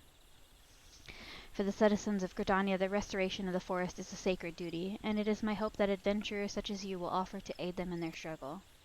Listen to their requests and do all that you can. May the elementals bless your endeavors, Naskatani.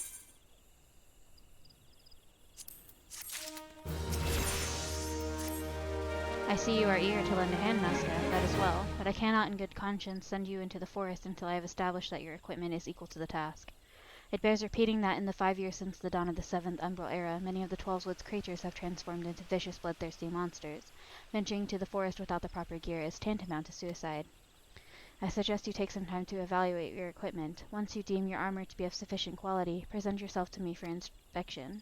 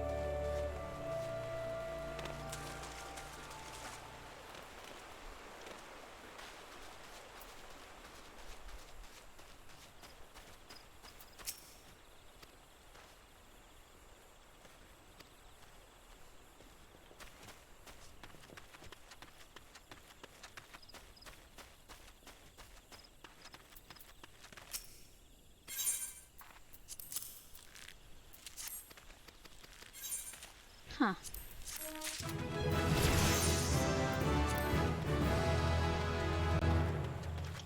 Mariusto. Mariusto. Blah de blah de blah. Oh, mail. I like mail.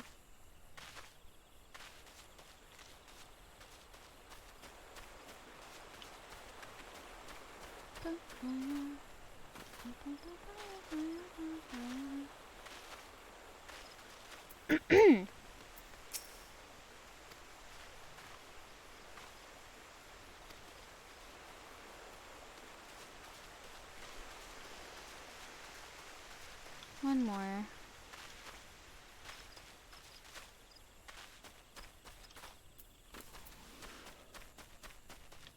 Oh, to have a mount so I don't have to walk all of this way.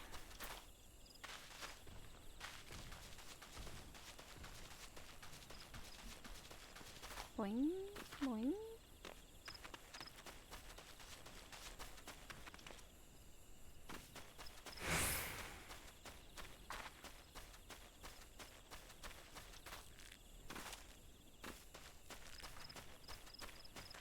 But where is the last one?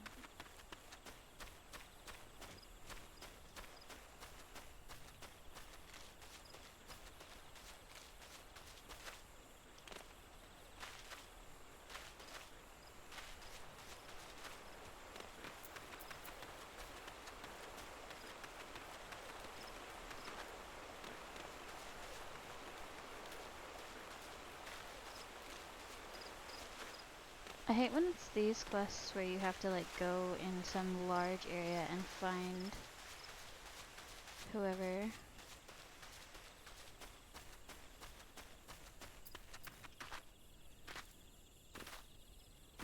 Ah!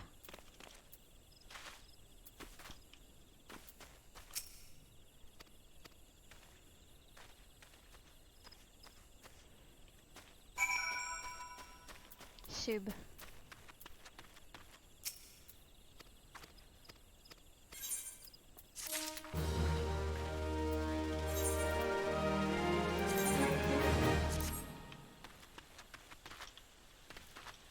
Alrighty.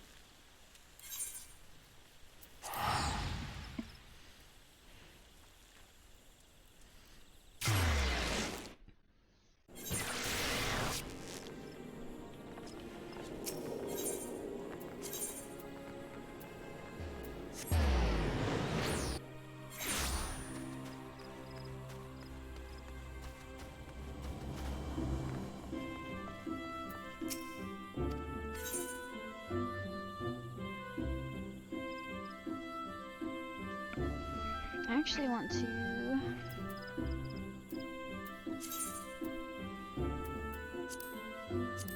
keep this full names.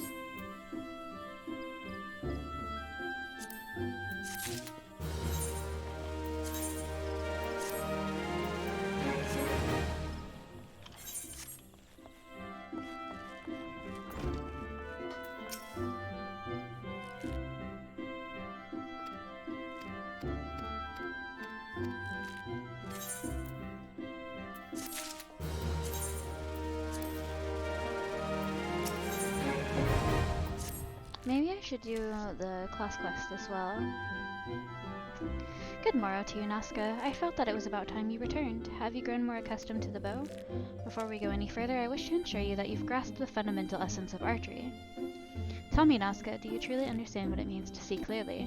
To see clearly is not merely to look, it is to observe with intent. Fail to do this, and no amount of talent will with a bow will avail you. An archer must return vigilant for any trace of his target. Must remain, not return, overlooking not the smallest detail, lest it prove crucial to the realization of his purpose. He must, in short, see it clearly. The coming task will test your powers of observation. A number of targets have been hidden throughout the city. I would have you seek out and destroy them. Each will fall easily to your heavy shot technique. When you have completed the task, return to me and we will continue.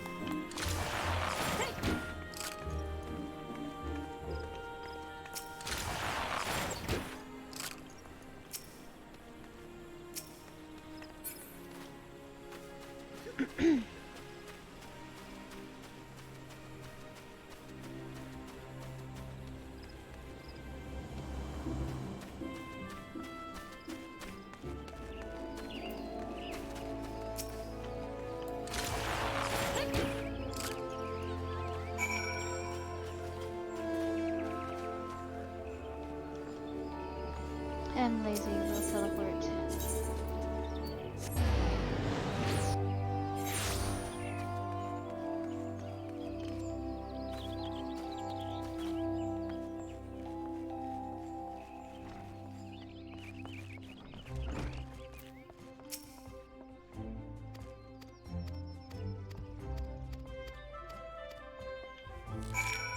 Whoops, I meant to read that.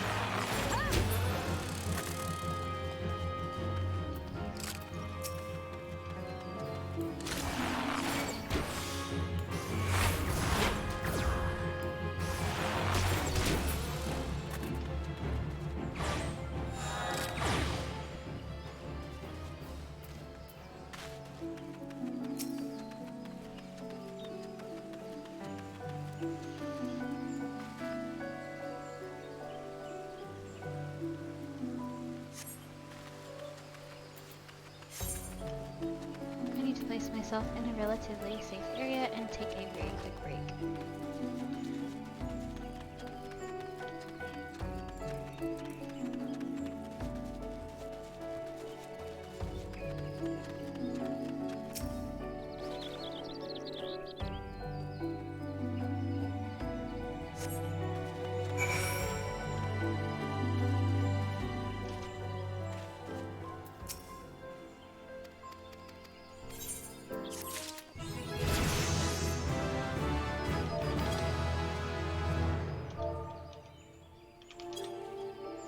Alright, I will be right back. I am so sorry.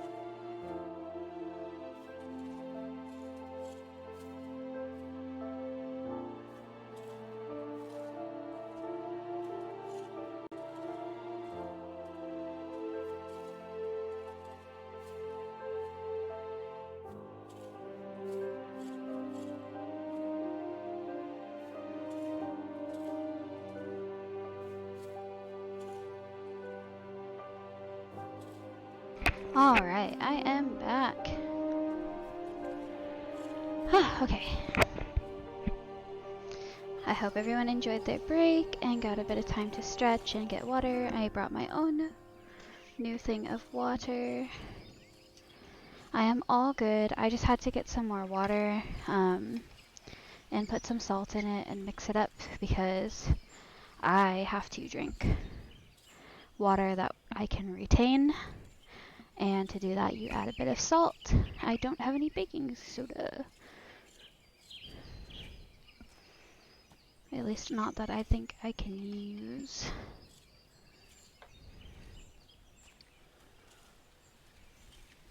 Well,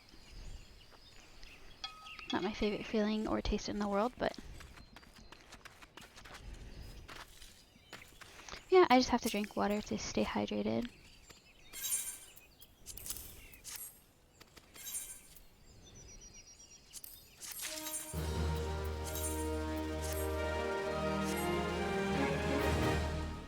My character looks awesome.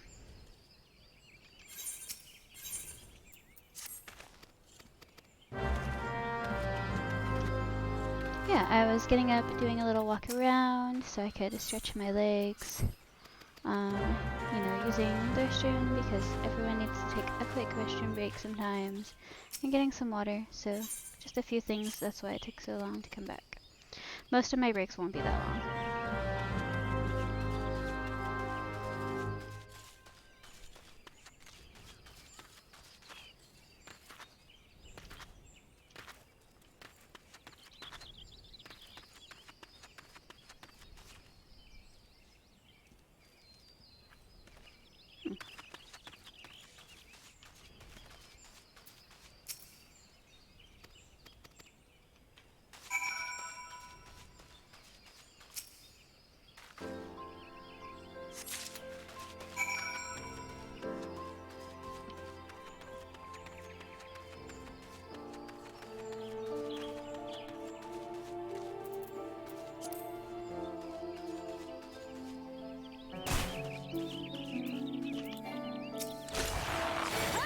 Hate nightlings.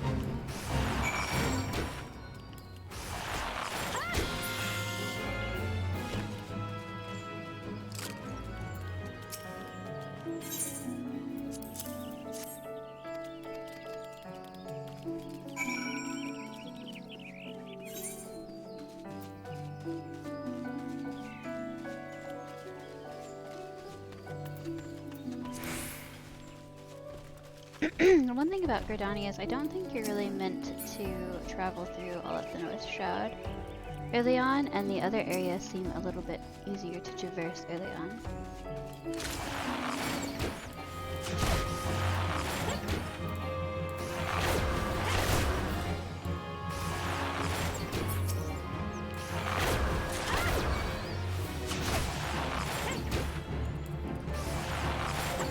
Like the Aetheryte Crystal in the North Shroud is in a place that you really shouldn't be going at an early level.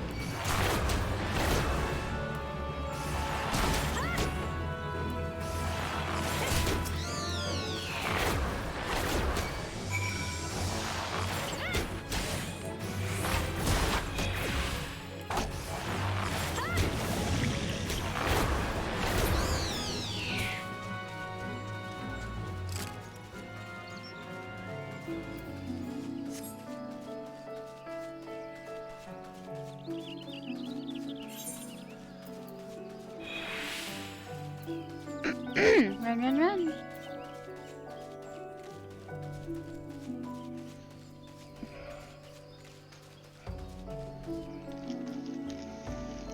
I keep forgetting that I have peeps, and I'm just so happy about that. Because I freaking love peeps.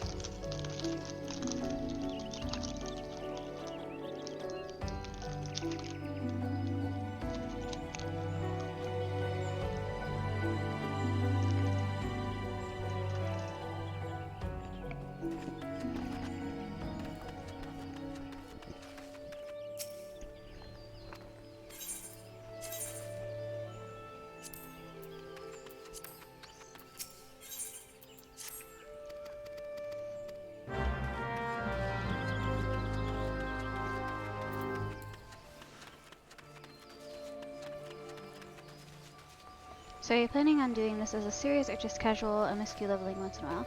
I plan on completing this as an entire series. Just to kind of like, you know, give people an idea of the game. And I also plan on, so I only have the one YouTube channel right now, which is an archive of all my streams, which isn't really like meant to be like content, you know. It's meant to be more like just if someone missed a stream, they can catch up on what they missed. But I would like to make another channel where I have things that are more highlights and, you know, less focused on like everything all at once and more focused on like things that, you know, are actually interesting.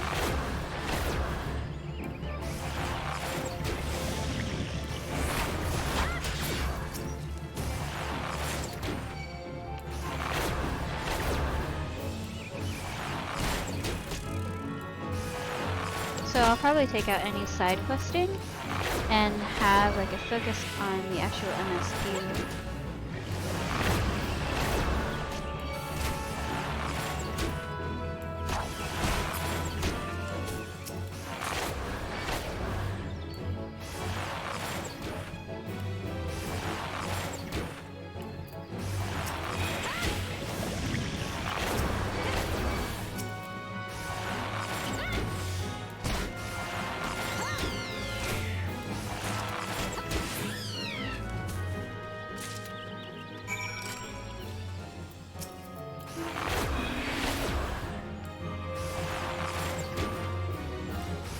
Yeah, essentially it's just like a way for me to share with people that I know more about the MSQ. And then I plan on actually introducing lore into some of it as we go along.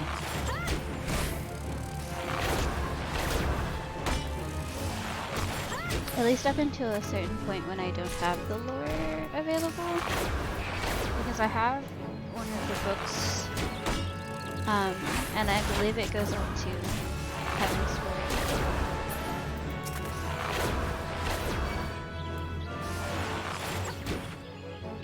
As far as like content, it contains information about me.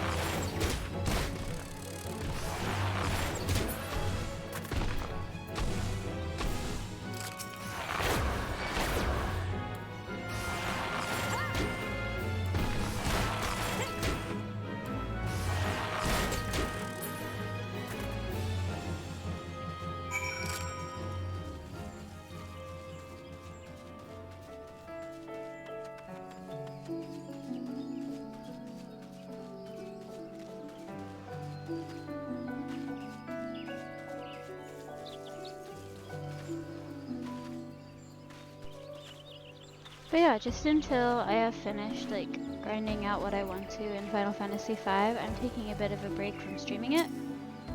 And then once I have like gotten to a point where I feel like I can continue the game without as much frustration, then I will be returning to Final Fantasy V with this as like a side series.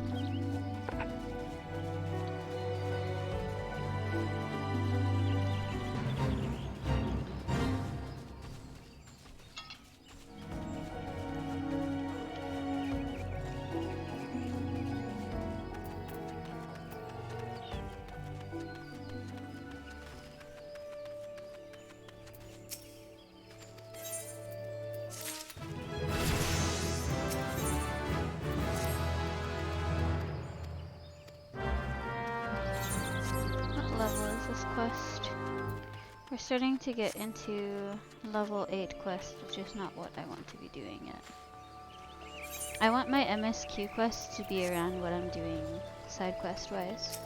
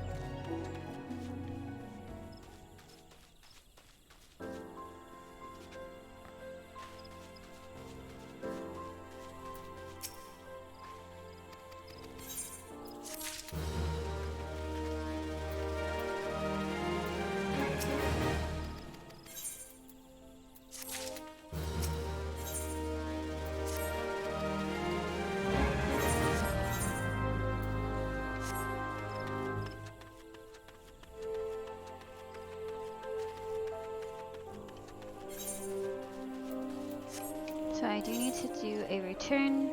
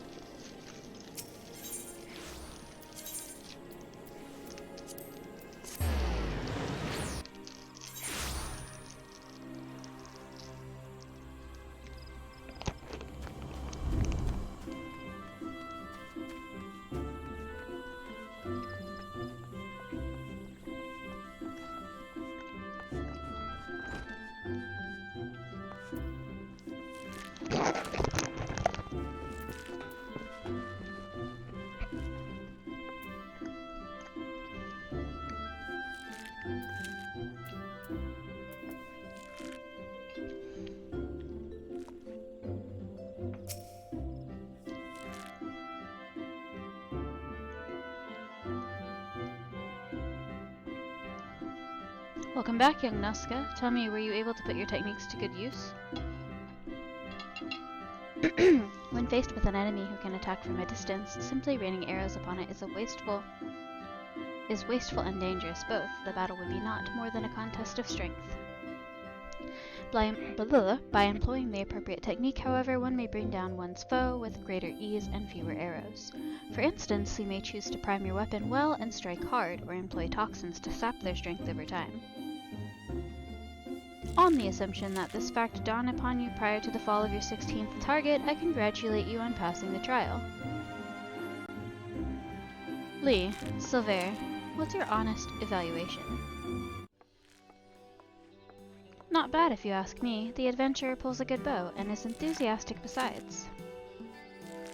A pleasure to meet you. My name is Lee Aliapo, and this is my second year at the guild. It's quite plain that you have talent with a bow, but you must take care to mind your surroundings when you're pursuing a target. I had my eye on you for the duration of your trial, but not once did you notice my presence. Mind your surroundings. That is rich coming from you.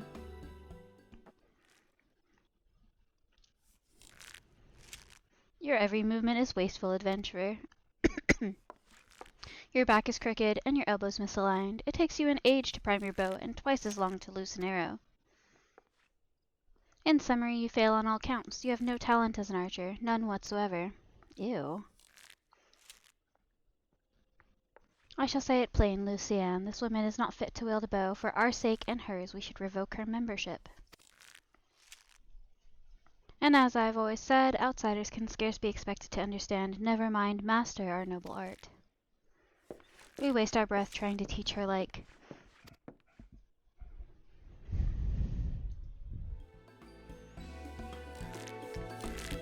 Well, allow me to introduce you to Silver, our comrade at the butts. The fellow was once of the god's quiver, you see, and he can be a little opinionated when it comes to archery. Oh, but you mustn't pay him any heed. He's like that to everyone. You'd be lucky to get much sense out of a fossil-brained wildwood Ellison like him at the best of times. With them, it's always 12s with this, and elementals that, and no offense intended, Lucienne. None taken, Lee. I know full well that some of my kind can be prideful to excess and intolerant of other races. Although people may behold the same object, ever will they see different things. There is no right or wrong to it, for it is a question of perspective. What matters is the perspective we choose to adopt. You are possessed of bright eyes, Nazca, eyes that bespeak great understanding. They shan't lead you astray, so trust to them and to what they see. Go now and resume your training. I look forward to marking your progress when next we meet.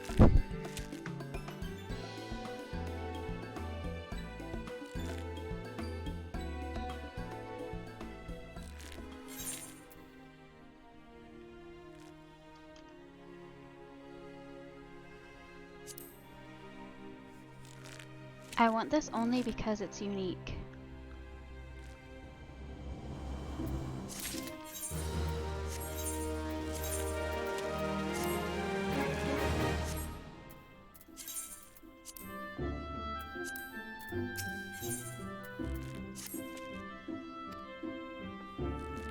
I would now have you discover what it means to behold things from a different standpoint. You will recall Lee Aleapo, one of your seniors at the guild. I have given you over to her care for this lesson. Speak with her and do as she bids.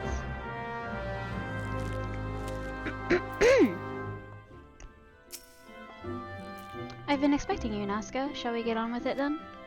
First, a quick review. Remember how the bowmaster had you seek out and destroy targets hidden throughout the city? Well, I would have you do the same. This time, however, you will need to venture outside the gates. I'm sure you've realized this by now, but there is no guarantee of safety within the 12's-wood. As you search, you should take care to mind your surroundings. You won't have the luxury of focusing solely on your quarry this time. Quarry?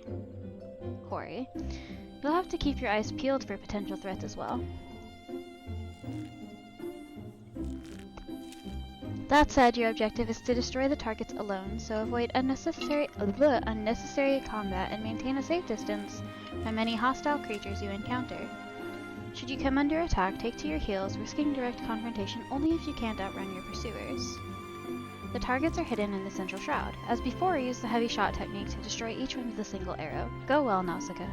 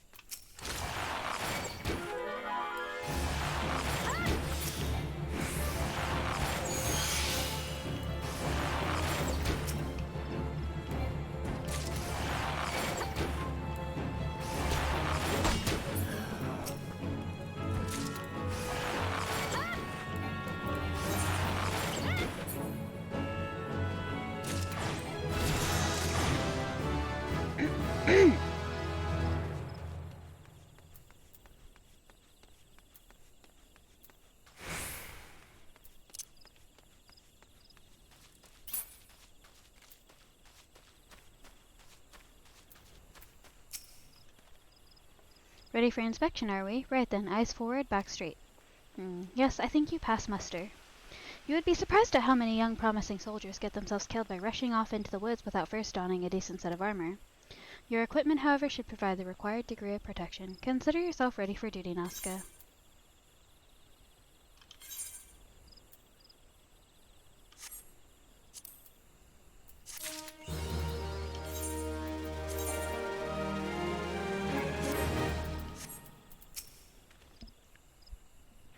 Nazca, by your tireless efforts, you have proven yourself a friend to Gridania. I believe you can be trusted with sensitive intelligence.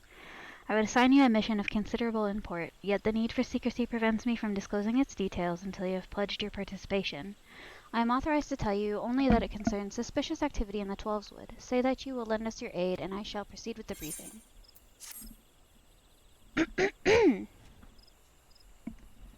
Good. Time is of the essence, so listen well. You will by now have heard that a suspicious individual has been seen prowling the Twelveswood, and you may also be aware that Ixali activity has risen sharply in the region of late. What you may not know is that this increase coincided almost exactly with the first recorded sighting of the aforementioned individual. Suspecting a connection, we tightened our surveillance in hopes of tracking down our unknown visitor. Alas, our quarry is proving to be exceedingly elusive. Almost as if he knows our movements ahead of time. But where whole units have failed, a lone adventurer may yet succeed. Acting independently and covertly, you may be able to close in on our quarry unnoticed. Fear and anxiety are beginning to take their toll upon the citizenry, Nazca. For their sake, I ask that you aid us in this investigation. You have my gratitude. With your help, I am hopeful we will shed light upon this mystery. Begin your search at Life Men's Stump. It is there that the majority of the sightings took place. Be forewarned, my people cannot offer you support, lest our quarry catch scent of our presence and evade us yet again. Proceed with caution.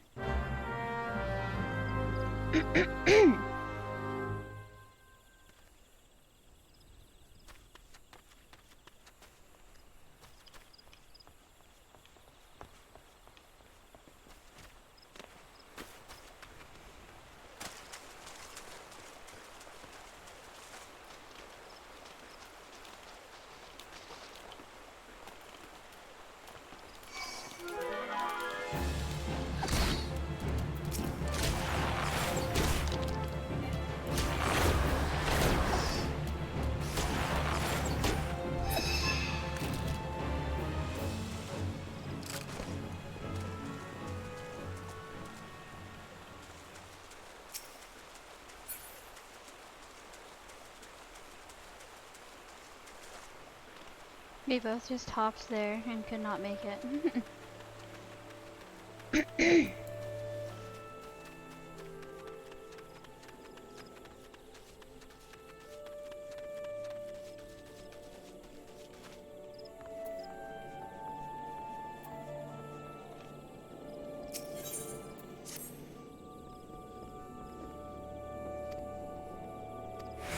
This is about housing.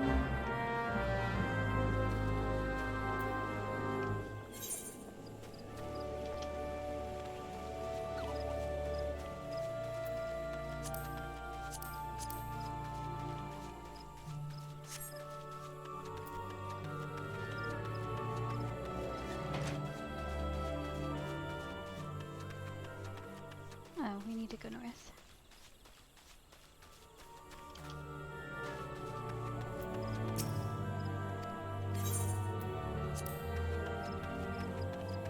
If you talk to the Chocobo porter in each area, does that exclamation point stay gone?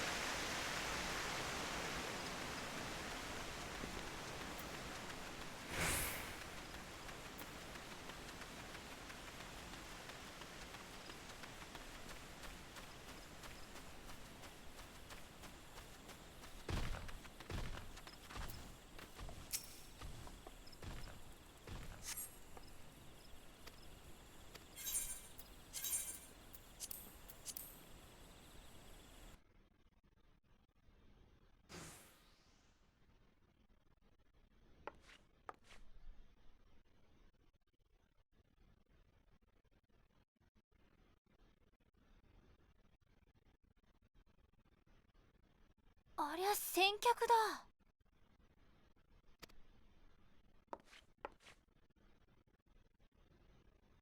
その切り株に剣を刺したのは君？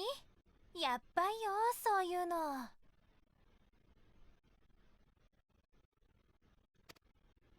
私たちも前にひどい目にあったんだよね。ちょっと飛空艇を落としただけで魔物に囲まれちゃうし、不審者ってこいつ？追われることになるし、全部パパリモのせいなんだけどさ。違うクポ。この人じゃないクポ。クポロコップ、この人知ってるの？この前チョコボキャリッジでご一緒したクポ。覚えているクポ？覚えてるクポ。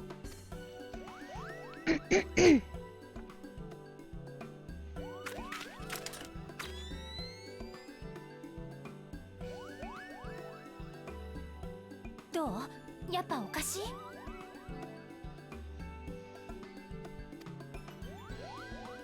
さっきと同じ。この場所のエーテルはかなり乱れている。しかもごく最近に。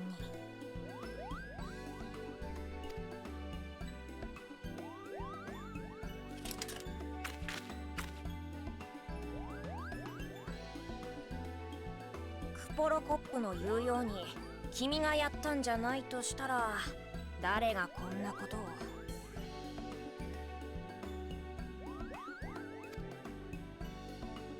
国営の森は5年前の第7連載からこっち、こういうことに敏感なんだよね。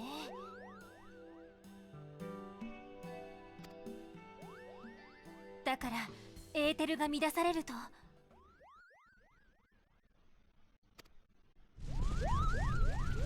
ほらね、こういうことになっちゃう。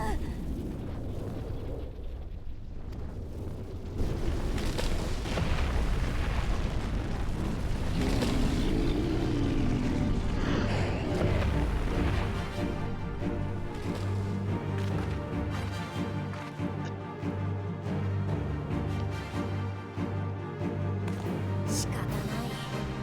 戦うしかないか。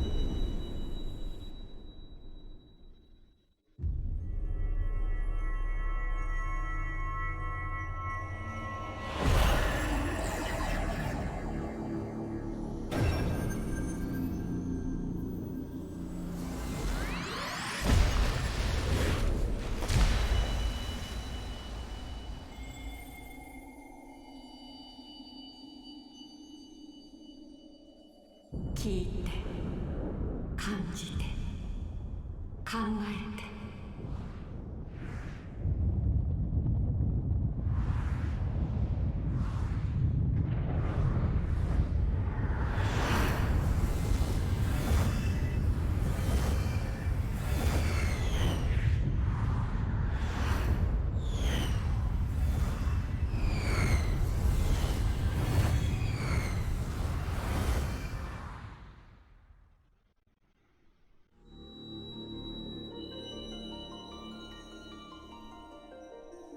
光のクリスタルを手にし者よ。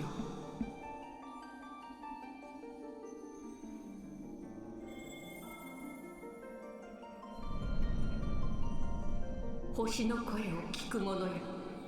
我が名はハイデリ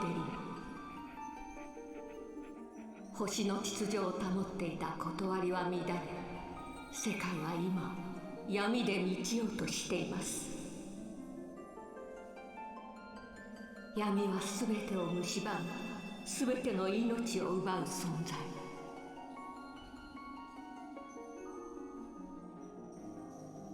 闇に屈せぬ光の意志を持つ者よ。どうか星を滅びより救うためにあなたの力を。光のクリスタルは闇を払う力。世界を巡り光のクリスタルを手に入れるのです。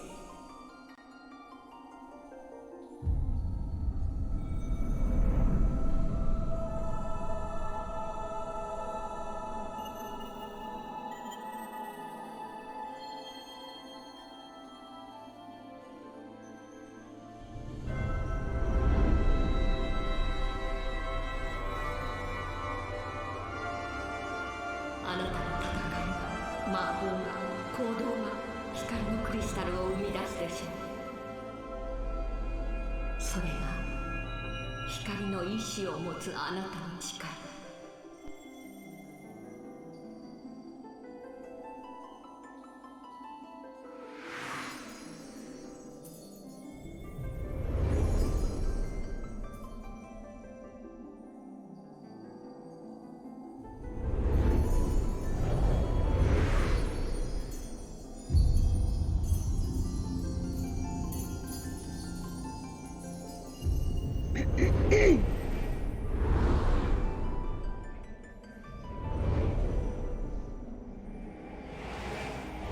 光の意志を持つ者よ、どうかあなたの力を。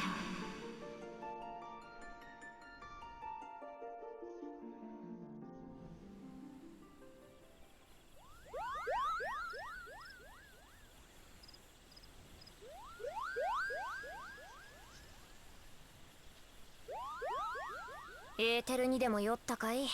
急に倒れ込んでびっくりしたよ。なんじゃこれ。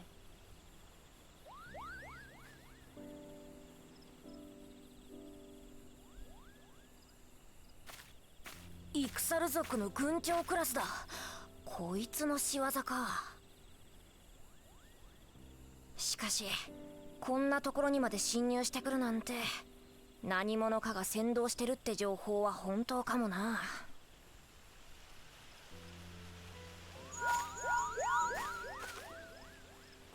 りも。そう、大丈夫？見つけたよ。エーテル酔いはもう冷めた？軍長クラスだ。そうだね。エスミアに協力を促しておくよ。なんだ？大きなクリスタル？心配ご無用。何の話？了解。更新終わり。グリダニアにいるスノミコとのエスミアンにこのことを知らせてくれるかい？僕たちは一度報告に帰るよ。わかったクポー。わかったぽ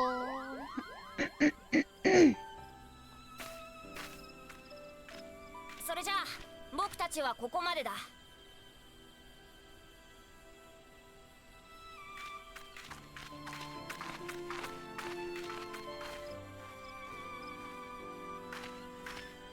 そこの剣を引き抜いて連兵所の人に届ければ何かわかるかもしれないよ。じゃあね。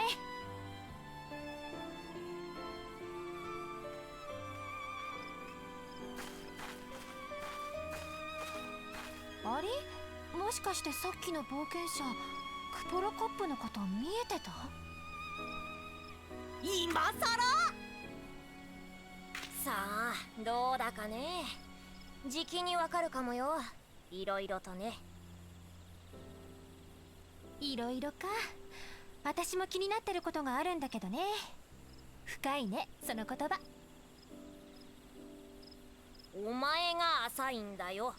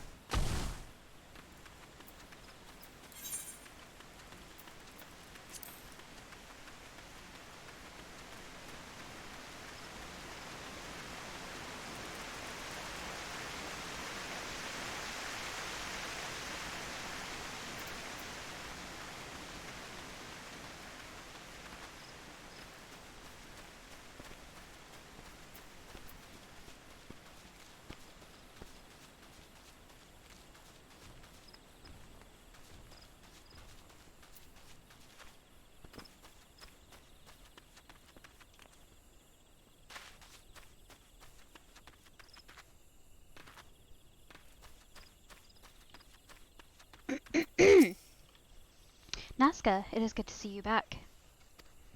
One of our patrols sent word that you had been spotted doing battle with enraged tree ants. I am relieved to find you none the worse for the experience. But tell me, what were you able to discover at Lifeman's Stump?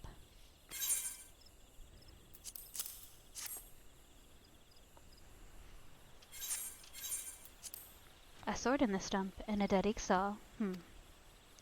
I can say with absolute certainty that this blade is of Ixali origin. It is of a kind used exclusively in the Beastman's rituals. The Ixal rarely set foot in the central shroud, so tight is our guard over the area. What purpose could have driven them to take such a risk? I fear something is afoot. What's that? A dubious couple sporting peculiar spectacles? So you have finally been acquainted with Ida and Papalimo. Lay your suspicions to rest. Gridania counts them among her staunchest allies. Both are scholars hailing from a distant land, and have been with us since before the calamity. Their guard may appear outlandish, and their exchanges baffling, but never once have they given us cause to doubt them. Indeed, they often assist the gods Quiver and the Wood Whalers in their work, much as I hope you will in the days to come, Nazca. Although our unknown visitor eludes us still, owing to your efforts, we have acquired important intelligence on the Ixali threat. You have my gratitude. We are fortunate indeed to have a capable adventurer such as you aiding us. I pray you will continue to serve the people of Gridania in whatever capacity you are able.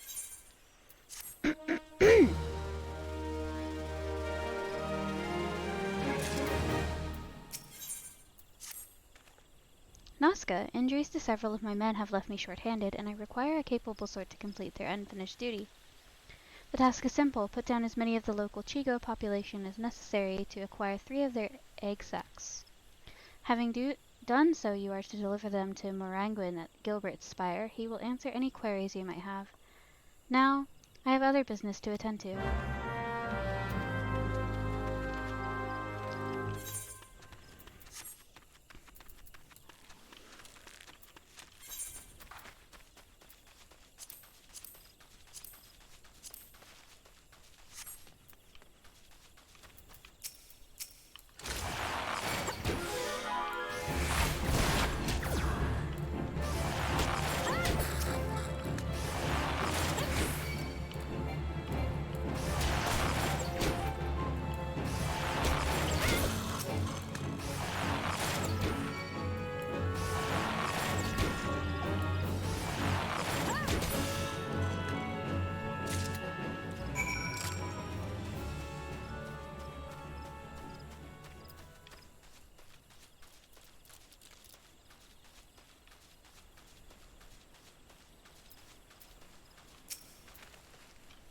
Ah, you must be the adventurer standing in for our injured companions. Terribly unfortunate business, that.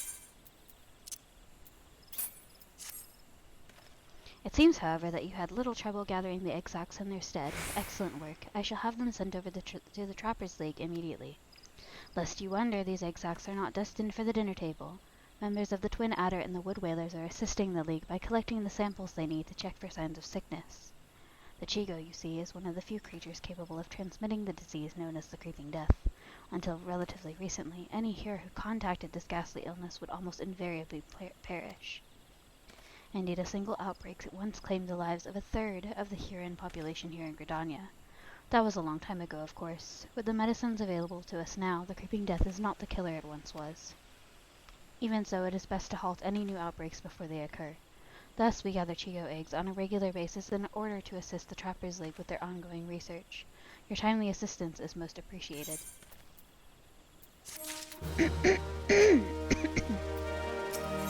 me. Such an embarrassing turn of events. I sent a recruit from the Bannock on a surveying expedition only for the craven to turn tail and flee at the first sign of trouble. This is not how we treat requests from the conjurers, and as if such a poor showing weren't bad enough, the lily-livered half-wit left behind the surveying equipment provided by Hero Pauline herself. While I attempt to instill some backbone into this so-called soldier, would you mind recovering the survey gear and returning it to Hero Pauline at Gabinot's Bower? Bower? According to my record's Tale of Woe, there should be a set of survey records, a surveyor's rope, and 2 boxes of surveyor's instruments strewn about the interior of a cave to the south of here. It's a wonder the damn fool didn't lose his boots. Matron watch over you.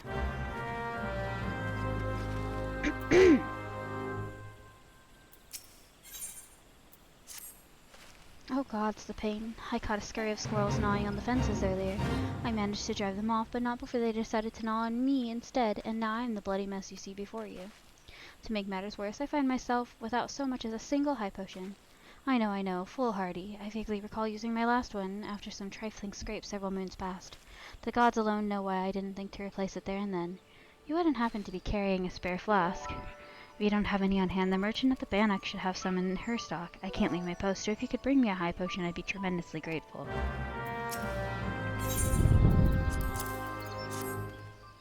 Alright, I'm not doing side quest voices.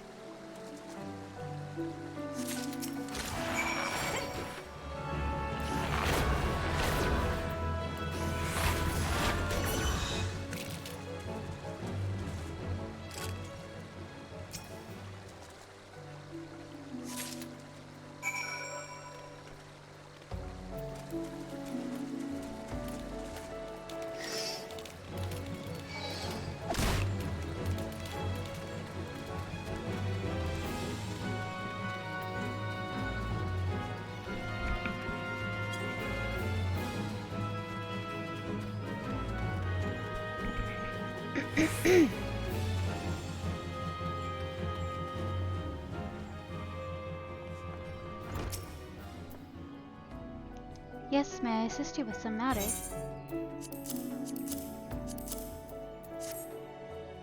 Oh, but this is the equipment I left when the soldiers with the soldiers of the Bannock. Fled at the first sign of danger, you see. I see. Well, all is not lost. It appears the recruit managed to complete the surveying assignment. The records are actually quite detailed. With the changes wrought by the calamity, I thought it wise to send the Order of the Twin Adder on a number of expeditions to map the region's topography.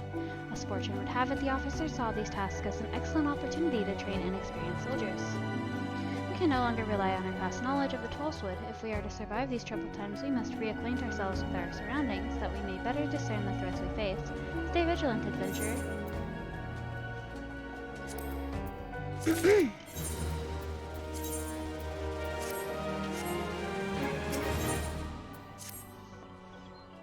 I hesitate to make such a dangerous request, but might you assist us in thinning the number of animals on Naked Rock? In our efforts to commune with the elementals, we conjurers often find ourselves in the area. Of late, however, our meditations have all too frequently been interrupted by unprovoked animal attacks. Truly the beasts grow more aggressive by the day. Their numbers have continued to grow since the advent of the Seventh Emerald Era, you see, forcing packs of the Scalekin to come down from the mountains in search of food. If you could slay a handful of the beasts, that should lessen their need to hunt, and also serve as a warning to the animals to remain within their territory. But I'm afraid you must do more than the existing population if we are to truly break the spiraling growth. Now you must also target their future offspring. Bring me one of their eggs, and you will have played your part in returning balance to this area of the forest.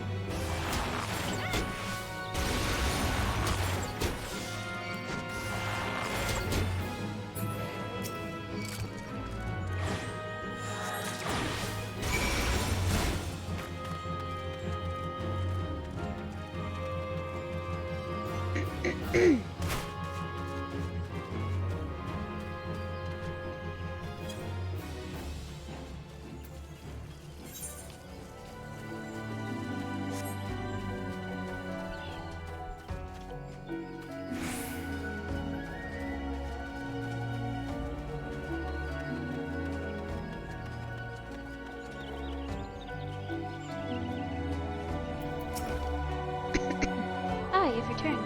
Now might my brothers and sisters continue their meditations undisturbed. You have my thanks. And as for the egg, may I ask you to deliver it to Soup Kanamasom at Panic?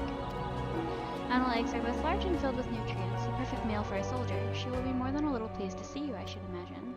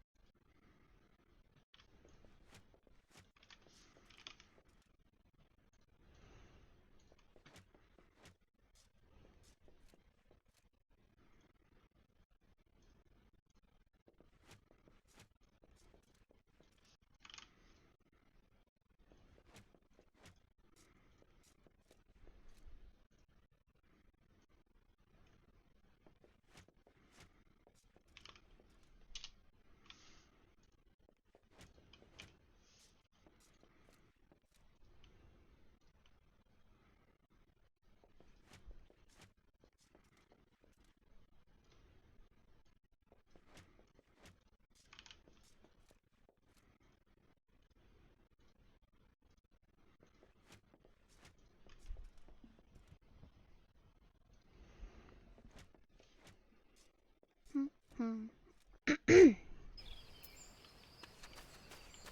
sorry about that.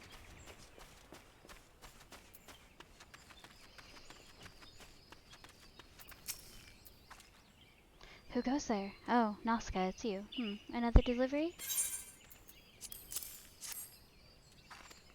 Whoops. I hear the animals are more numerous than ever, yet you appear to have managed the task with your skin intact. Your skill and bravery continue to amaze me, Nazca.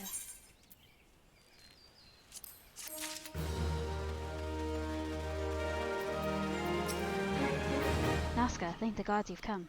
We have a potential crisis on our hands, and I would appreciate your assistance. Will you hear me out?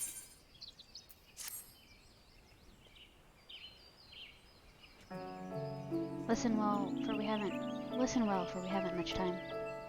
To the southeast of here lies a dungeon known as Spirit Hold. It was all but destroyed during the calamity. Desiring to offer the ruins back to the forest, a hero ventured inside to carry out the rite of returning.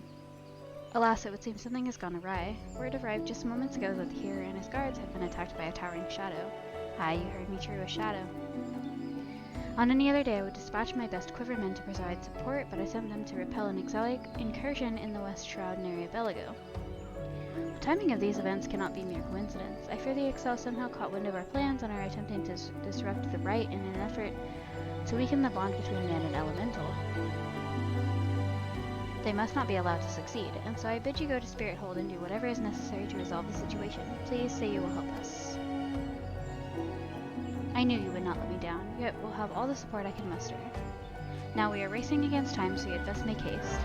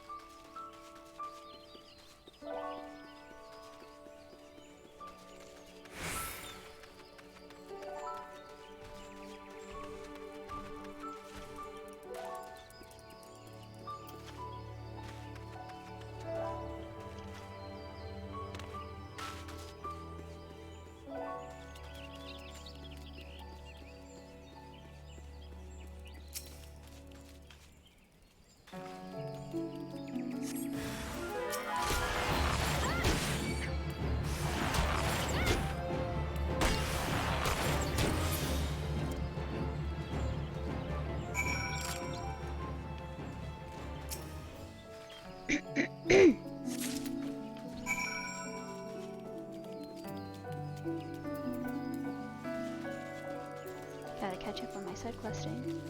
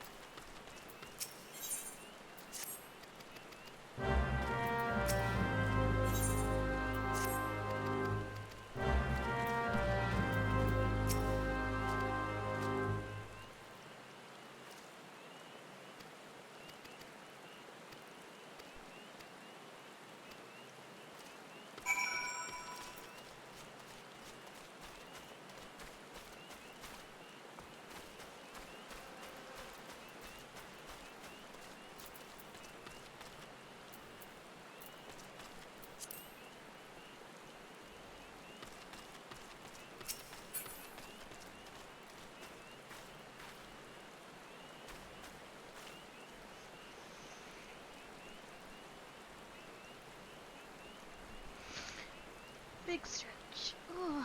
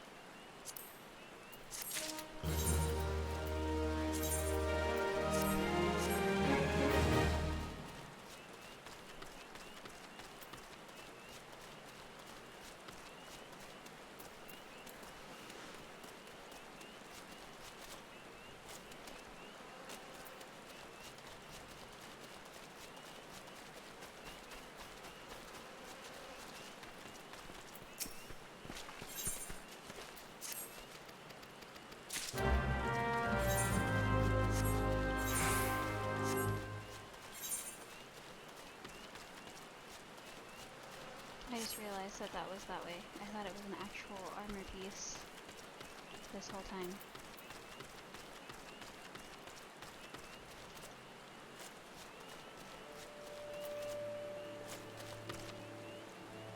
Interesting.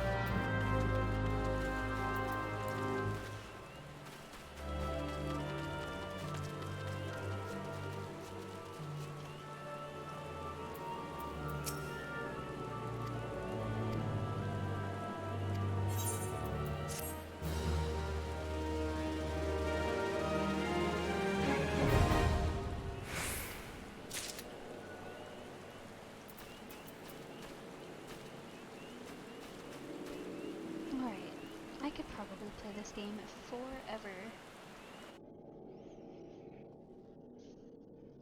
But I also need to sleep.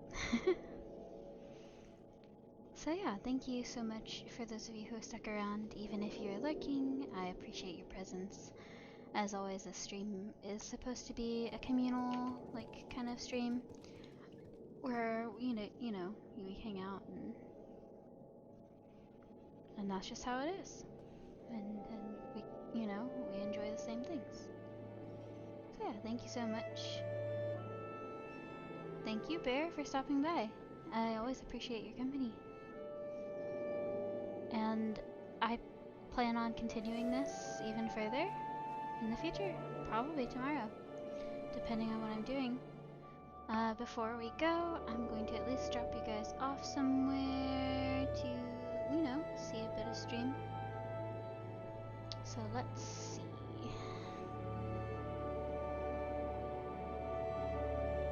Yeah, this is what we're gonna do.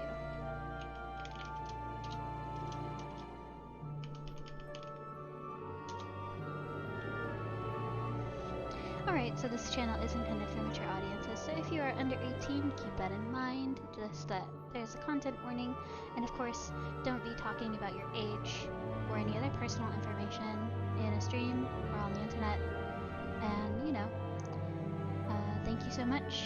We're gonna raid Ayanya. I don't really know too much about Ayanya, other than that they stream Final Fantasy 14, so we're gonna go hang out and see what that's about.